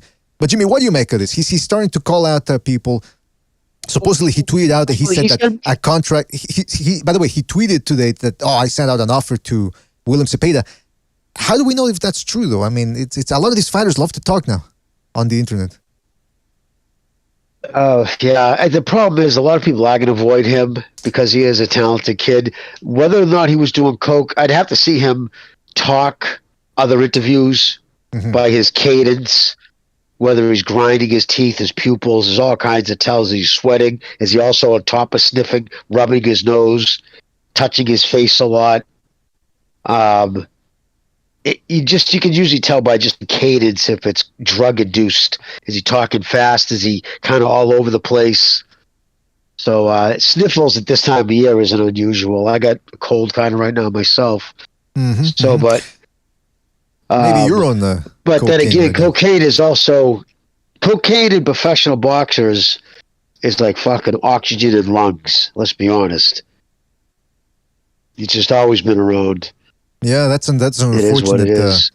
Hey, listen, somebody out there likes to enjoy and dabble on the cocaine or any type of narcotic. Hey, who am I to judge? But a professional fighter, I don't know. That's gonna, especially on a guy that relies on his reflexes like Shakur Stevenson. I don't know. I don't think it would be a good idea to do that. Then again, like I said, it's none of my business. But it is a boxing show. They have money too. I mean, if you one of those guys, right? You just take that one fucking zinger. Next thing you know, some guys grab themselves a habit right away. Like, oh, I like this. What keeps them from getting a habit is money, right? But when you're a millionaire. He's a millionaire probably right now. Got liquid money. That's a bad combination. Because once that's got a hold of you, nothing else matters. You'd think, oh, well, I got a world championship fight. That don't matter. Look at Hector Camacho. He knew everything he had on the line. He was out the night before banging rails and drinking fucking whiskey. Yeah, I remember there was an episode in the Howard Stern show where he was supposed to go on the show, and then he called in, or somebody representing him called in. They said, oh, he's not going to show up. He's sick or something. and then Baba Booey says that he was walking in the street going up to the building, and there was a car there. He looked into the car because somebody was sleeping. It was Hector Camacho sleeping. The guy wasn't sick. He was just, drying off, as you would say, from one of those late night parties. He was at a bed. Yeah, on the bench. but here's the thing about this. The reason why I brought up the Shakur Stevenson calling out people out is because that's what I hate right now about Twitter. People calling each other out. Like, it's almost like they're virtue signaling, saying, hey, see, I'm calling everybody out. I want that. I want those fights. Meanwhile, you've got other guys like Lomachenko, Usyk. They don't talk. They just go. Like, even that's the thing I liked about Isaac Cruz, because he called out Isaac Cruz too, Stevenson did. And Isaac Cruz says, keep my name out of my mouth. Keep my name out your mouth. Just, send a contract, contact my my representation, whatever. But just don't go around. It's different cultures, man. And Shakur Stevenson comes from that culture of blah, blah, blah, woof, woof, woof. Barking, a lot of dancing on the internet, and it drags a lot of. Didn't the WBC make that fight? Didn't they order a fight between Shakur and Ortiz? I think so, Cruz, but Isaac Cruz and Stevenson. I think so. Yes, they did. But Isaac Cruz, he's being represented by people whose interests lie with the PBC, so they're probably thinking, look, we want to save you for Tank Davis, and look, he would get paid more, you would think, than against Shakur Stevenson. And by the way, why fight Shakur Stevenson when you're fighting a guy that's fast? You're going to fight a guy that can hit you in the balls and the referee won't say anything. He could show up overweight and nothing happened. It's just business as usual. So I understand why they would be keeping Isaac Cruz out there. But he did say, Shakur Stevenson, he did say that he wants El Camarón Zepeda as well. But I don't know how that's going to work, because Top Rank, they're probably saving him for the winner of Lomachenko-Haney, which apparently is in talks right now as we speak. But of course, there's a little bit of an asterisk there, because we don't know if Haney actually wants that fight. We don't know if he can make the weight. So we'll see what happens in 2023. But that was what was going on with Shakur Stevenson there. Yeah, when did Josh Taylor leave Bob Arum, leave Top Rank and go to DAZN? I don't remember that happening. I just see that he's now fighting on DAZN. Who used to promote him before Top Rank? Oh, I don't know. I only knew of him. I started following him when he was with Top Rank. Right. It was after he won the tournament. That's when he stepped in with Top Rank. But I think he's still there, because he fought on the Carroll fight was on ESPN. Yeah. I'm not saying that necessarily means he's still with Top Rank just because he's on ESPN. But what I'm saying is, I would have to assume. Okay, people in the chat are saying JumpTube says he's with Frank Warren. Oh no, excuse me. I think he's saying that he used to be with Frank Warren. Somebody in the chat enlighten us, please, on who. Unless he's doing like a Fury thing, like Bob's is representative here in the States, where like, you know, how Fury signed to Warren, but Bob's also his representation here in the States. I don't know if that's the case. I just saw that he was fighting on DAZN next. So I was like, oh, geez, I thought he was what ESPN. Whoa, wait, what? No. He's not fighting in. Is he? Hold on, let me check. Maybe I thought I saw him in a poster. Maybe it wasn't him. I just saw a poster. I thought it was Josh Taylor in the DAZN poster. Never mind, scratch it then. Yeah, because I just googled it. It says I just googled it. It says Arum is still his promoter, and it says that the Catterall rematch will be taking place on ESPN Plus February the 2nd. So no, it wasn't even. Yeah, all I saw a black and white poster earlier, and I was like, oh, and it was a DAZN poster, and I thought it was Josh Taylor, but it wasn't. Jimmy's spreading fake news. All those white people look the same to me.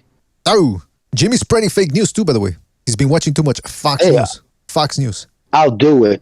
I'll go that way. I mean, come on. You got to do what you got to do. No, but listen, the lightweight division is shaping up. Unfortunately, Haney is moving up sooner rather than later, so that loses one guy in there. Although, again, he's not entertaining, so it's not that big a loss. But we'll see what happens. We'll see what happens there. What did Haney say? He's moving up. He's not going to fight Lomachenko. That's the rumor is that whether he moves up right now or after Lomachenko, he's moving up. That's what people are saying. I mean, he's not even fucking. You got to have at least one defense of your titles, and not talking about the rematch against the guy you beat him from. At least like have one.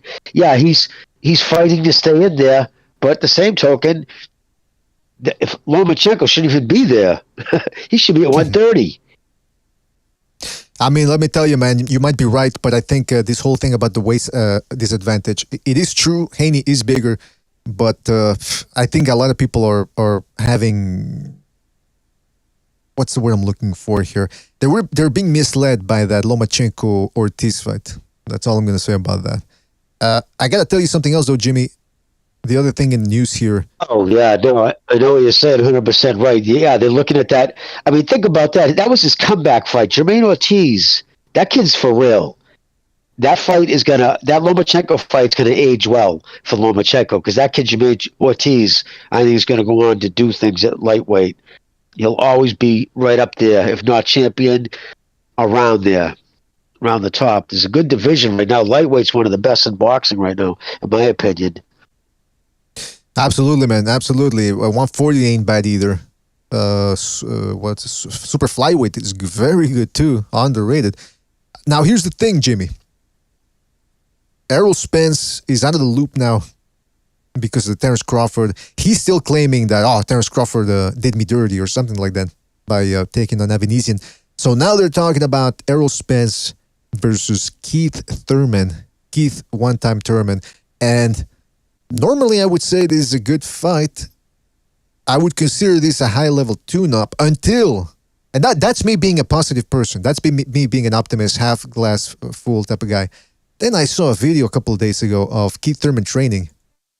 You could tell it was one of those non-boxing gyms where they have the heavy bag. And it's not even a quality heavy bag. It's one of those, the ones you can get at Walmart or Kmart, wherever they sell them. And he was looking out of shape. I didn't believe that it was Keith Thurman. So that's the fight that Errol Spence is going to be matched up. The WBA, or who was it? Hold on, let me check the news here. I got WBA. The WBA, who Stadionos had, or Stadion, whatever, the fucking Lithuanian kid. Yeah. He already had to step aside once to let him fight Ugas. Now the WBA is making him step aside again. Oh. So they're fucking that kid hard. Think about it. Thurman was retired. Fucking straight retired. I don't care what anybody says.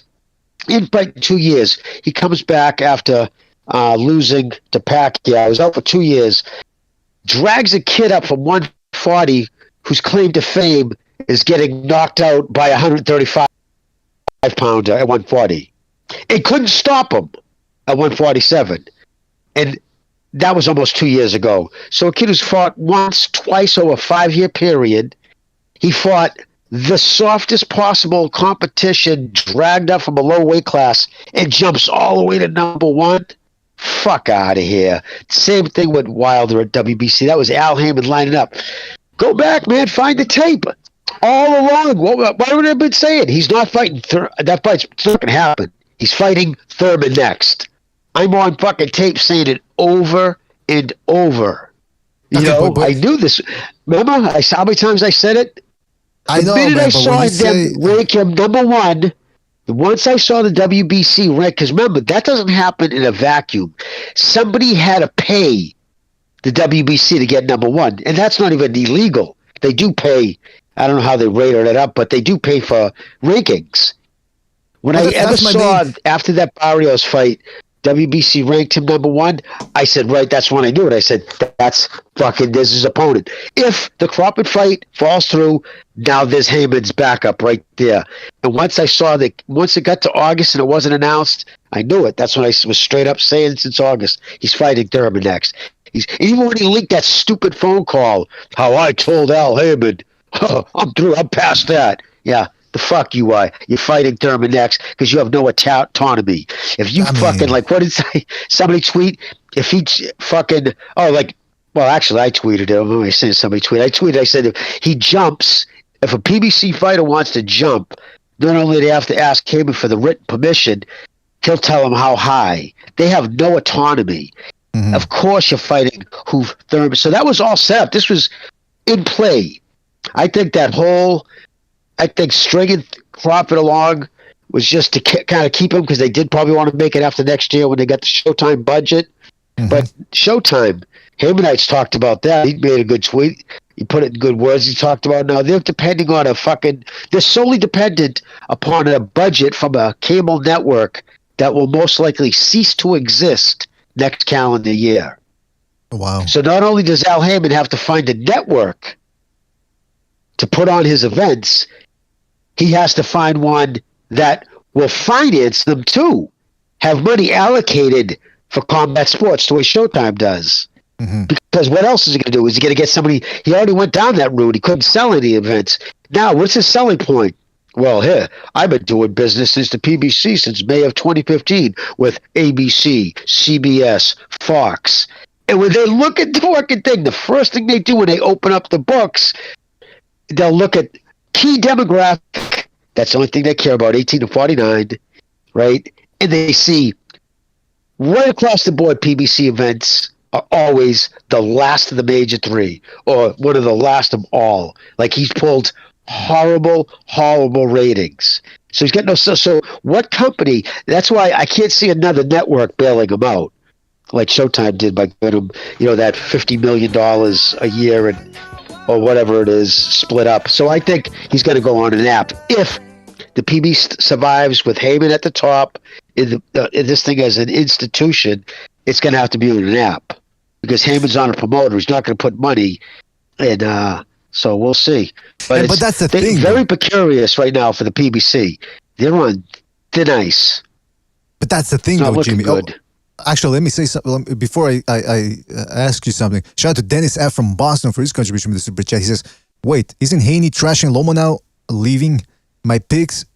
isn't Haney trashing Lomo and now leaving? I think he's talking about he's trashing Lomachenko and saying that he's going to leave the division. That could be... Wouldn't surprise me. Wouldn't surprise me if Bill Haney is telling him, hey, listen, man, we don't need this motherfucker. He's probably telling him, let's just go with the narrative that he ducked us, which has already been fractured and destroyed by a lot of people, including Jimmy here. So I don't think they would be. But then again, his brain dead followers will eat it up. So shout out to Dennis F. from Boston for that. He says my picks are Zepeda, Ryder, and Dylan White this weekend. Happy Thanksgiving. I'll bring a fruitcake. Theo Lopez is that. Come on. He was doing great. He was doing great in the beginning, and then he had to throw Teofimo Lopez in the mix there and call him a fruitcake. Hey, speaking of fruitcakes, Jimmy, I hate to do this to you, man. I really do. Hopefully you won't hate me for this. But FIFA is allowing the Qatari to do whatever they want in there, excluding people of the LGBTQ. Meanwhile, your game of choice, the NHL, is doing this. Wear purple today and join us in supporting LGBTQ youth by taking GLAAD's Spirit Day pledge against bullying. Hockey is for everyone. Hashtag. This is a tweet from the NHL. What's going on here, Jimmy? Interesting. Well, It's embarrassing. It's the Canadian because they're being forced to by the Canadian government. The Canadian government tries to control everything in culture in Canada, including the CBC. I already found out about this. A lot of people in the NHL, up the higher ups, are pissed about it. In fact, they were forced to hire somebody in equity, in diversity and equity, fucking person, because now they're doing studies to find out why the NHL is so white. Here's the kicker, Mr. BDA. But hold on, Jimmy, hold on, Jimmy. I want to say one thing. All I did, because people can say, "Oh, BDA, what you got something that's LGBT?" All I said was, "What's going on here? Is there something wrong?" Blah blah blah. I never said anything. So when people are, it's not like I said, "Hey, Jimmy, why would Guy Lafleur of the infamous Les Canadiens would think about this? What would he think about?" I'm not saying that. I just asked a question. So Jimmy, I would suggest because they're doing woke. That's what it is. It's just woke bullshit. But I gotta say, I just want for the record. Minorities, actually, black people, for the actual population size in Canada, blacks are overrepresented, meaning that there's more of them in the NHL because that's a sport up in Canada than there are in any other sport per capita. So the whole thing is a lie that they just want to look good. It's about virtue signaling. And in Canada, you know what's going on up there, dude. I'm not telling you anything you don't know. Listen, it's ridiculous. It's a boxing show. What do I know? But hey, could you do me a favor? Could you just say again the name of the most famous Montreal Canadian players, and do it with the Quebec accent, please, just for me? Well, that would be Maurice Richard. Then you got Guy Lafleur. Oh, pass over the yeah, Guy Lafleur. There was another. There's like Benoit, like you would say here in the United States would say Benoit.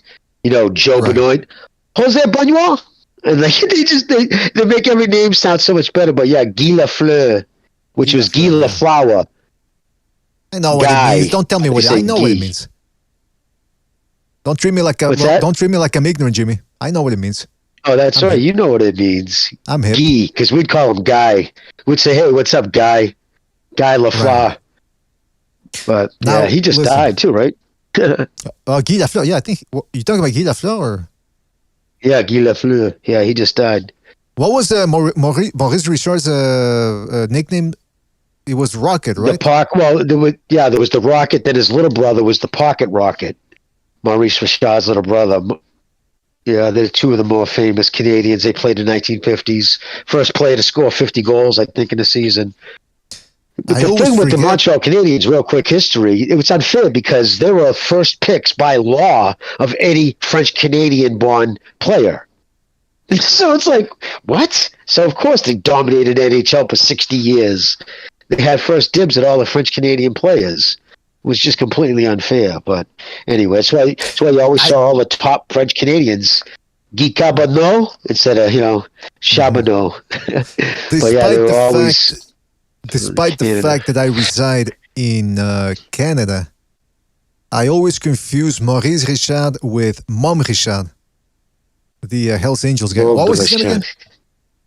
That was his. What was the name of the Hells Angels guy from the late 90s? It was. Was it Rashad? No, it wasn't Rashad. Was it? It was. It was Mom. His nickname was Mom.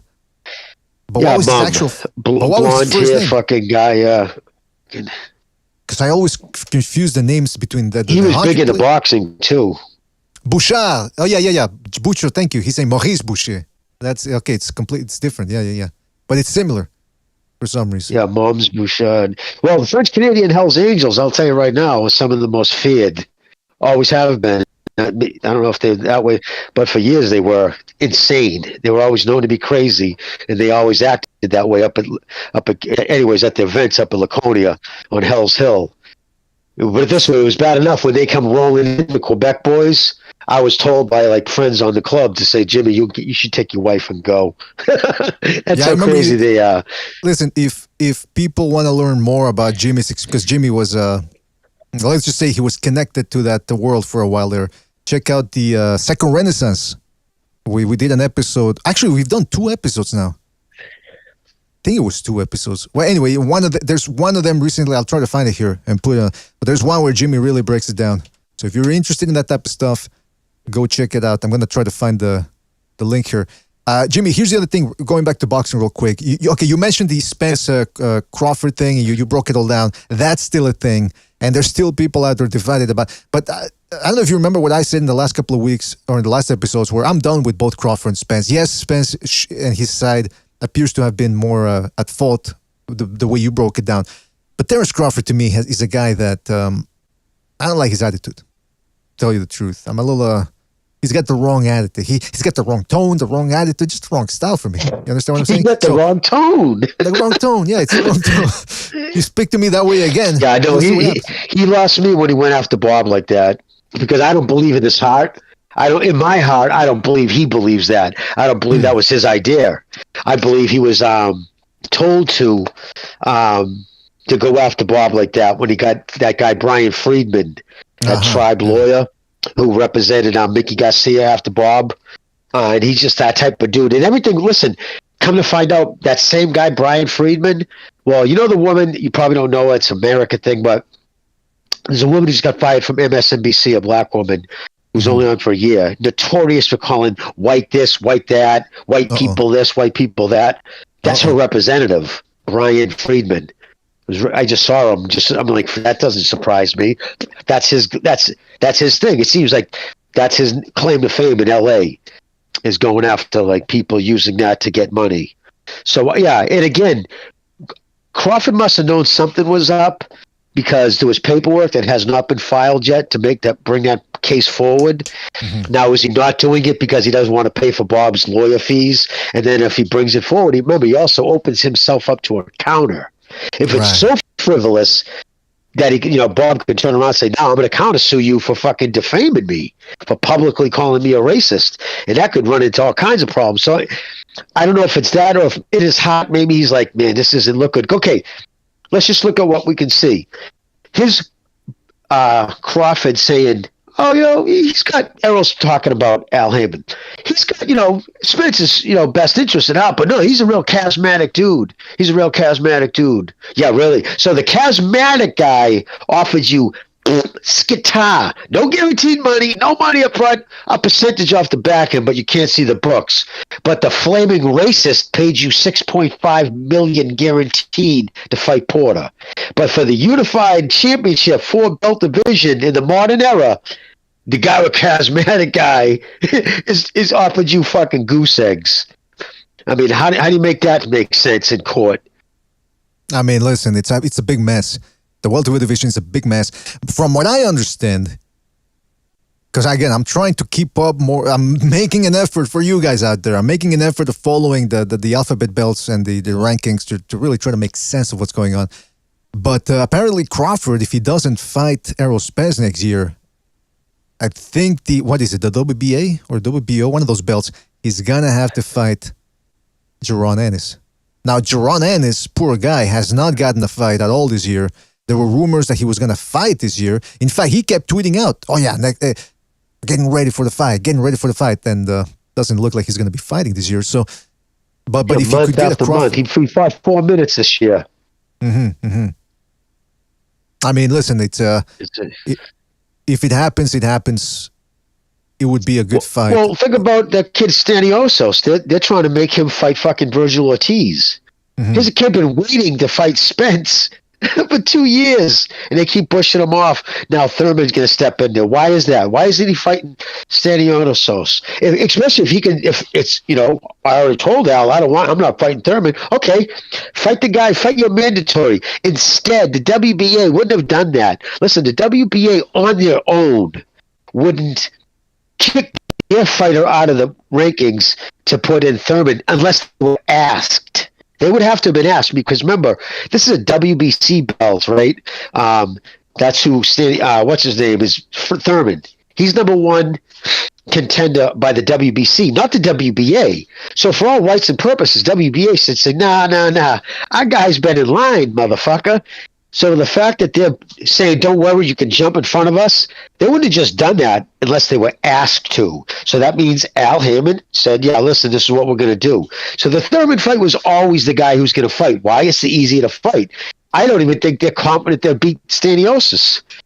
I know I'm butchering his name, but I don't even think. I mean, if they were, they would fight him. Instead, they made a concerted effort to go after Keith. I used to have here, Thurman. I mean, yeah, that to me. See, this is why I said I'm making an effort to keep up with the rankings, just to because now it's fun to follow the bullshit because it sort of got rekindled my interest in the more than a decade that I've been ignoring them, but the fact that people still pay attention to the alphabet bells and this guy, he's the number one mandatory, he's the real champion. You know, they go around saying 3-time world champion or 3-division world champion. May I remind people, John Ruiz, wasn't he a 2-time or 3-time heavyweight champ? Because he had those WBA. Adrian Broad is a 4-division champion. Think about that. Fucking William Joppy was a 2-time middleweight champion or 3-time as well. What is that? Listen. Keith Thurman, he fights Barrios, who was moving up 140. All of a sudden, he's a mandatory for a title. What is this? Come on, man. That's disgusting. But that's because the PBC paid and pushed. Listen, obviously, Heyman's got it in good with him. They like him. They keep giving his fighters the benefit of the doubt. Wilder, Thurman, but that Thurman being is the biggest of all. That's even worse than Wilder because he hasn't fought once in 5 years, twice at best. He lost to Pacquiao, and went all 12 against Barrios, or 10 or whatever the fucking fight was. Joke.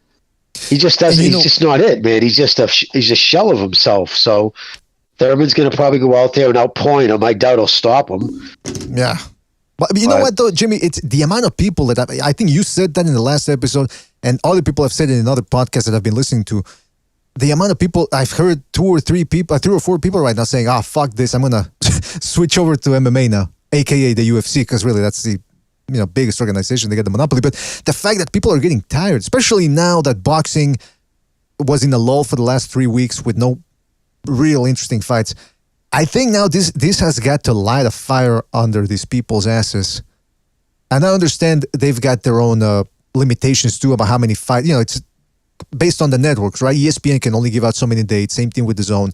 We know Showtime's getting out of the boxing business, and but the amount of people, and I think yourself included, that were recently talking about how the UFC really does deliver more than boxing. It's sad, man. It's sad, but at the end of the day, I think it's needed this time because people need to see the reality of what boxing is becoming. There's no use in sugarcoating it and saying, no, it's great, it's good. But it could be a hell of a lot better. That's all I'm saying. Oh, here's the other thing I wanted to... it's a lot of people are bouncing, man. I see that a lot on Twitter. And I'm just following my friends. All my friends, man, it's like guys who grew up around boxing. I talk to them. They're watching that UFC. They're like, dude, what the fuck for? Because they're not going to waste their time getting into all this stuff behind the scenes. They're just like, nobody fights anybody, dude. It's so infrequent to have a fucking fight that you don't already know the outcome. That it's fractioned. It's just more and more. But you know what's a good sign though? The fact that if this is the first fight away from Floyd Mayweather, even though they're dragging that kid up from weight, I got to give him credit. That means he's left Floyd. The first thing he does is take on the best thing because this kid Hector Garcia is no joke. This kid's a good boxer. Absolutely. I know that he might have caught Goldberg cold, but I seen him fight again since then. He looked good. Yeah, exactly. He's a talented kid. He's a southpaw. Goldberg overlooked him a little bit, but Garcia beat the crap out of him through and through, and then he beat Gutierrez. So he's a good fighter. Do I like the fact that he's coming up in weight? No. Do I like the fact that it's pay-per-view? No. But it's a step up. It's a step in the right direction, rather, from Tank Davis, like you said. Now, here's the other thing before we go, because we're nearing the 2-hour mark here. You mentioned the PBC, and you're making the prediction then that by this time next year, probably middle of the year, they're probably not going to be around anymore. Now, we've already seen them bamboozle Golden Boy. We saw them bamboozle HBO, which in a way led to the end of HBO a couple of years later. We saw them now wreak havoc on Showtime. Fox doesn't want anything to have to do with them anymore. When they go to, let's say, another network, say NBC Sports or something, right? But see, now here's the thing, though, not to cut you off just real quick, but NBC Sports, remember, they already did business with them. They already did a whole 3 years worth. Okay. And they said, no, we don't want to buy any events. Okay, that's the reality. But let's say that hadn't happened, right? Or choose another network. They're going to look at all those networks that I mentioned. What are they going to, like, in terms of an investment? They're going to look at all the havoc they wreaked and they left in the past. How the fuck are they going to convince? I know Heyman's good at convincing people and he's a good negotiator, but is this the end of the road?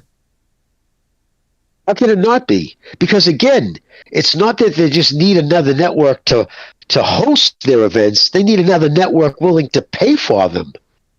Because Showtime gets a budget. Fox gave them Fox gave them a budget in the beginning. They signed it was a $50 million he got from Fox for that 3 year with the fourth option. They bailed on the fourth. They didn't even finish out the third, really, if you think about it, because they didn't do the fights that they were supposed to do. 24 fucking regular TV and maybe 2 pay-per-views a year, and it didn't go that way. By the third year, they did 6 or 7 regular fights. It just fell apart. The ratings were so atrocious that they just didn't bother. And Showtime has been always there. After they burnt through the original, $1 billion let's make boxing free, and he bought up, he thought he was going to take over boxing, and he would control everything. And by that point, so it wouldn't have mattered. Once he lost that, then I think he said, fuck, I'm just going to ride this till the wheels come off. If Showtime goes the way to the app, like it's looking like it is, when you got people quitting, executives quitting, making millions of dollars a year, just up and walking out because of what they're hearing. When you got everything in the news, if you read about it, constantly saying one inside source high up at Paramount said he pretty much guarantees Showtime will no longer be a cable network by the end of 2023. And if that happens, there goes not just their platform, there goes their $50 million a year they get for allocated to boxing, especially when they see the numbers. Paramount's not going to take that on. Maybe they're hoping that when they get sucked into the app, they'll just keep boxing too. I'm sure that's what he's trying to get done. But how is he going to convince them with the numbers he puts up? That's why, there's karma. You got to answer to somebody for something. If those fights, those mismatches and all that shit and lousy numbers, you can't lie to them. They got to open it up and show them everything. And they know. They can see it firsthand. He put up horrible numbers at Showtime. Benavidez, his last fight, did horrible numbers. It's just, they do. They haven't been doing good numbers. So I don't see how I don't know. Does he sell it all off? Does he still stay in the game as just like the manager, as a advisor? But if you don't have the PBC, why would you want to give a guy 15% of your money to do what? If he's just the advisor, that means he has no real say over any of the fights. Who are you going to fight? You might try to still control that, but I don't understand at his age, the money he has. Why would he still hang around? What would be the attraction? Unless he wants to do everything he can to destroy the sport. That's why I want to ask you too. Maybe he already got his taste now. He leached off boxing enough. Maybe now he says, all right, I can't do business anymore. Maybe he takes that money and he's going to invest it back into his music, or maybe he's going back to the music world or whatever.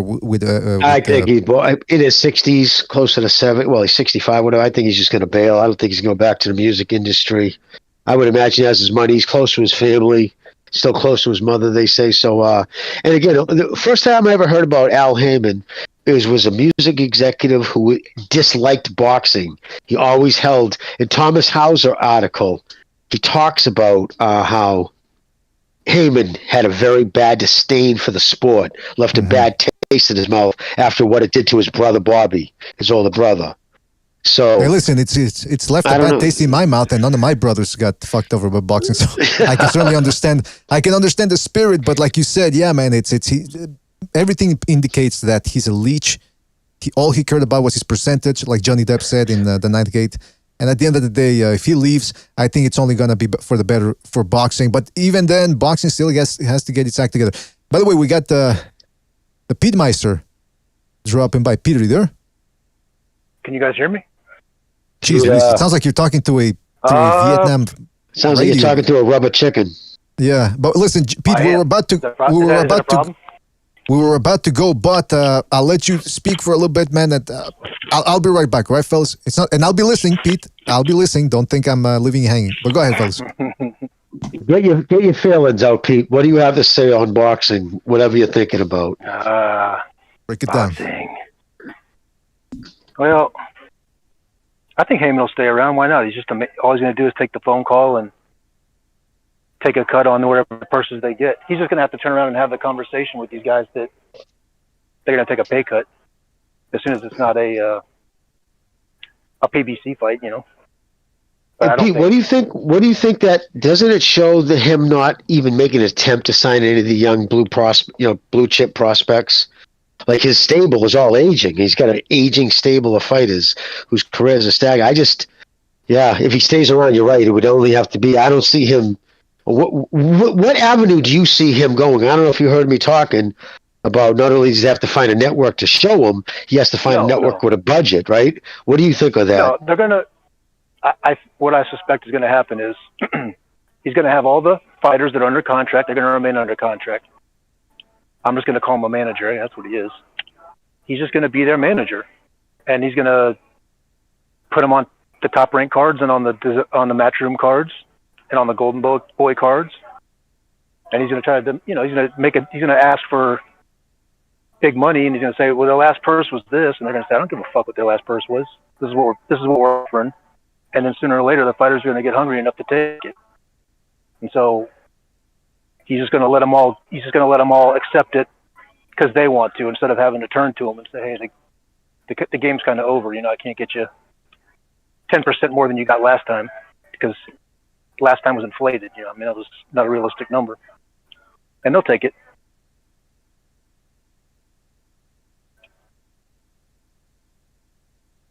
Do you think Dana White might still jump in and suck them all up? Because here's the gig, though. Well, I mean, when it comes to him, he would have to buy the contract. Like, he wouldn't allow Heyman any say. Like, if he was to take over his roster of fighters, he would have to take them all over. Meaning, sell me what you think. Let's see what PBC what you think it's worth. Yeah, but why would he want the headache? Why would he want the headache? Well, because he has everything already lined up. I mean, because he already has all the advertisers. He has all the dates. He has the apparatus. He has he has his own, the cameras and everything. He's ready. He's all set up to go. All he would have to do. They already do kickboxing events alongside of UFC and Bellator. They could do that too. If it was back in the day before UFC was on top and they're rolling now. I mean, he's put all this work into getting the UFC where it is. Why would he want to start all over again with something? Well, because boxing at his heart, he's a big boxing fan. He really is. He loves boxing. That's at his heart. He's always has been, always will be. So it wouldn't surprise me to see, maybe even for narcissistic reasons, Pete, that he might say, I can be the one to save boxing. Because he says it all the time. Boxing's dying. So do you think that because if he could get it cheap enough, you think he would try? No, because getting it cheap is becoming their manager. He doesn't want to be their manager. He wants to be their fucking promoter. He wants to promote them. That's what he knows how to do. And there's already two promoters that have it on lock. And his promotion's got 2 dates, got a pay-per-view every month and a free show every month. And a reality show and all this other shit. I mean, why would he even want to put up? It's like you hear him talk about it. He's like, every person I talk to in boxing is just a bullshitter. Taking over their contracts is not going to remedy that. Well, I'll say this, man. No, he's not. The contracts, if he did take them over, he would own them outright. Those fighters have to do everything. Whoever owns those contracts. But what's that, Mr. BDA? Yeah, in regards to the styles and the difference between MMA and UFC, the business model of UFC and boxing in general, Pugilist in the chat makes a good point. He says, hold on a second. He said that the conditioning wear and tear in the UFC is crazy. But before that, he said something as well about you established UFC. Hold on, real quick. Okay, yeah, he said exactly. It's 50-50. Imagine being a UFC fighter trying to make a solid career. At least 20 years like boxing. There will be no incentive to develop high-level UFC fighters. They're expendable. That's the thing about the UFC. Let's just call it UFC because that's the only organization that counts. I mean, there's Bellator, but they're still behind by a long shot. The point with the UFC is look at the guy that just fought Adesanya, the guy that beat Adesanya. Well, he didn't have that much more MMA experience. He was just a kickboxer all around. He goes in, now he's the champ. Brock Lesnar a while back. He went in there, he only had 3 fights overall. Boom, becomes the UFC champ. Why? Because he had the wrestling discipline. The other dude from Brazil had the kickboxing discipline. Boxing, it's about years and years and years of refining one specific discipline. That's why it's more, what's the word I'm looking for here? Flashy, refined. Because you're working it's also hard. It's harder to dominate. You can't just walk in like you can in UFC. There's guys like, to your point, who just start. Within 2 years, they're world champions. Because if you can just be like an all-around blitzkrieg fighter, you know. But these are bad things for boxing. These are bad things for boxing. What you're saying is there's no parity. There's no parity in boxing. So every other sport besides boxing, just no other sport tries to get these one particular player or one team and have them stay on top and never get beaten. That's like an obvious red flag if they're not getting beaten. So they do everything to make that change. Huh? I said leagues do everything to try to keep that from happening. To your point, yeah, they want parity. Yeah, because exactly. It's a better product. I mean, I don't want to watch a fucking football game where I know they have no possible shot to fucking win. So all I'm saying is like Dana White's got that right now, and they have a lot more potential talent for UFC. I mean, you got a kid that wrestled in high school, or wrestled when he's a kid, AAU. He might go to college on a wrestling scholarship, get his college paid for, and then when he gets out of college, maybe there's no professional freestyle wrestling, so maybe goes to a UFC gym. Look at these gyms; they're huge. They're fucking gigantic. These facilities. Yes, so like, and that's the thing with the. But that's why, because they have so much more. But that's the thing about MMA, to a man. boxer who has to basically, quit homeschool and then go to all these these duels all over the country, and the amateurs, and then I guess maybe for an Olympic shot. But after that's that, the thing about here's the thing about MMA, man. The other thing about that is, the people think that it's harder to make it in MMA, or that as a discipline it's harder because there's so many styles, right? You got to work your Muay Thai, your kickboxing, your boxing, your wrestling, your fucking jiu-jitsu. But the reality is, we've seen it now with certain fighters. If they're elite strikers, they work on their takedown defense. They've got pretty much everything covered now against a wrestler, because wrestlers are notorious for being awful strikers. Most of them can hit hard with the right hand, but that's all they have. So if they're, in general, I'm not speaking here that all of them, but in general, if an elite striker can work on, and I know it's easier said than done, but if he can smother and snuff those takedowns, what the fuck's the wrestler going to do? He's going to have to rely on a one Hail Mary shot to take him out. So, or if you're an elite wrestler and you can just ground and pound or even lay and pray on the guy, you got it covered. If the guy can't stop your takedown, what the fuck's he going to do? He's going to have to rely on a fucking submission. So that's what I was trying to get at too as well with the comparison with MMA and boxing. But look, boxing, man, they fucking need to step it up, because this year. To what you just said, Jimmy and I were talking about it. A while ago, and sometimes I bring up MMA like if you look at their structure of their business, or like how they basically are boxing, what boxing was in the 90s. I mean, they basically got one promotion that's got it on lock, and they got Bellator, but Bellator is kind of just there. They're basically funded by UFC just because they're looking for. They're not trying to get into a situation where there's an antitrust issue, like where they're the only promotion. But they're the only promotion. Let's just say it what it is. Mm-hmm. And Arum and King for a while there were not a monopoly because they were the only promotion, but they set up a cartel. Now boxing kind of screwed it up with this double dipping, and the managers kind of relinquishing their. It got to Congress, and they made a law out of it, and that's it. So now it's kind of like being exploited. But UFC, like, if you haven't watched it in a while, I suggest you go watch it, because it's not just laying and praying. Very few of these guys they're standing them up much quicker. The fans don't like it either over there. They're not looking for that. Two guys 69ing, and they're standing them up much quicker. I'm telling you, like, and recently especially, they're noticeably standing them up way quicker. Like, a little bit. Yeah. I heard that was something they talked about. I heard when I was watching one of the things that they had a meeting and they try to, to say, let's make it go. But certain people, like even Joe Rogan's against it because he's a purist. Like he likes the ground and pound shit. Well, he's a jiu-jitsu guy, Dude, so he wants that. Yeah. You can't just eliminate the wrestling because, it's like, once again, that's a lot of their talent pool is guys. The endurance you have to do high school, especially collegiate wrestling, is fucking bizarre. Very tough sport. Very tough sport. But yeah, you know what? To go back to Heyman, yeah, I suspect he will he has been for a while. He's going to go back to just being their manager, which is what advisor really means. He's just going to take a percentage of their purses, and it might be sticky at first for him to immediately, like that's why he sent Floyd over to DAZN. He let Floyd fight on. He let DAZN air Floyd's fight, and he's going to let Tank maybe in talks to have Tank fight Ryan. That's going to happen on DAZN. So he's kind of signaling the rest of the group with Floyd. That's what got Floyd. That's what got him all to sign up with him in the first place. Is he's the guy that managed Floyd to that Showtime situation. And so Floyd's going to go first, like he did already. Not that anybody watched it, but he's going to go over there. And then as these guys get hungrier and hungrier in between fights, he's going to relay them the offers, Well, listen, Floyd can always buy Cleto Reyes if he really wants to have a little fun, Just purchase an established company and he'll be all right.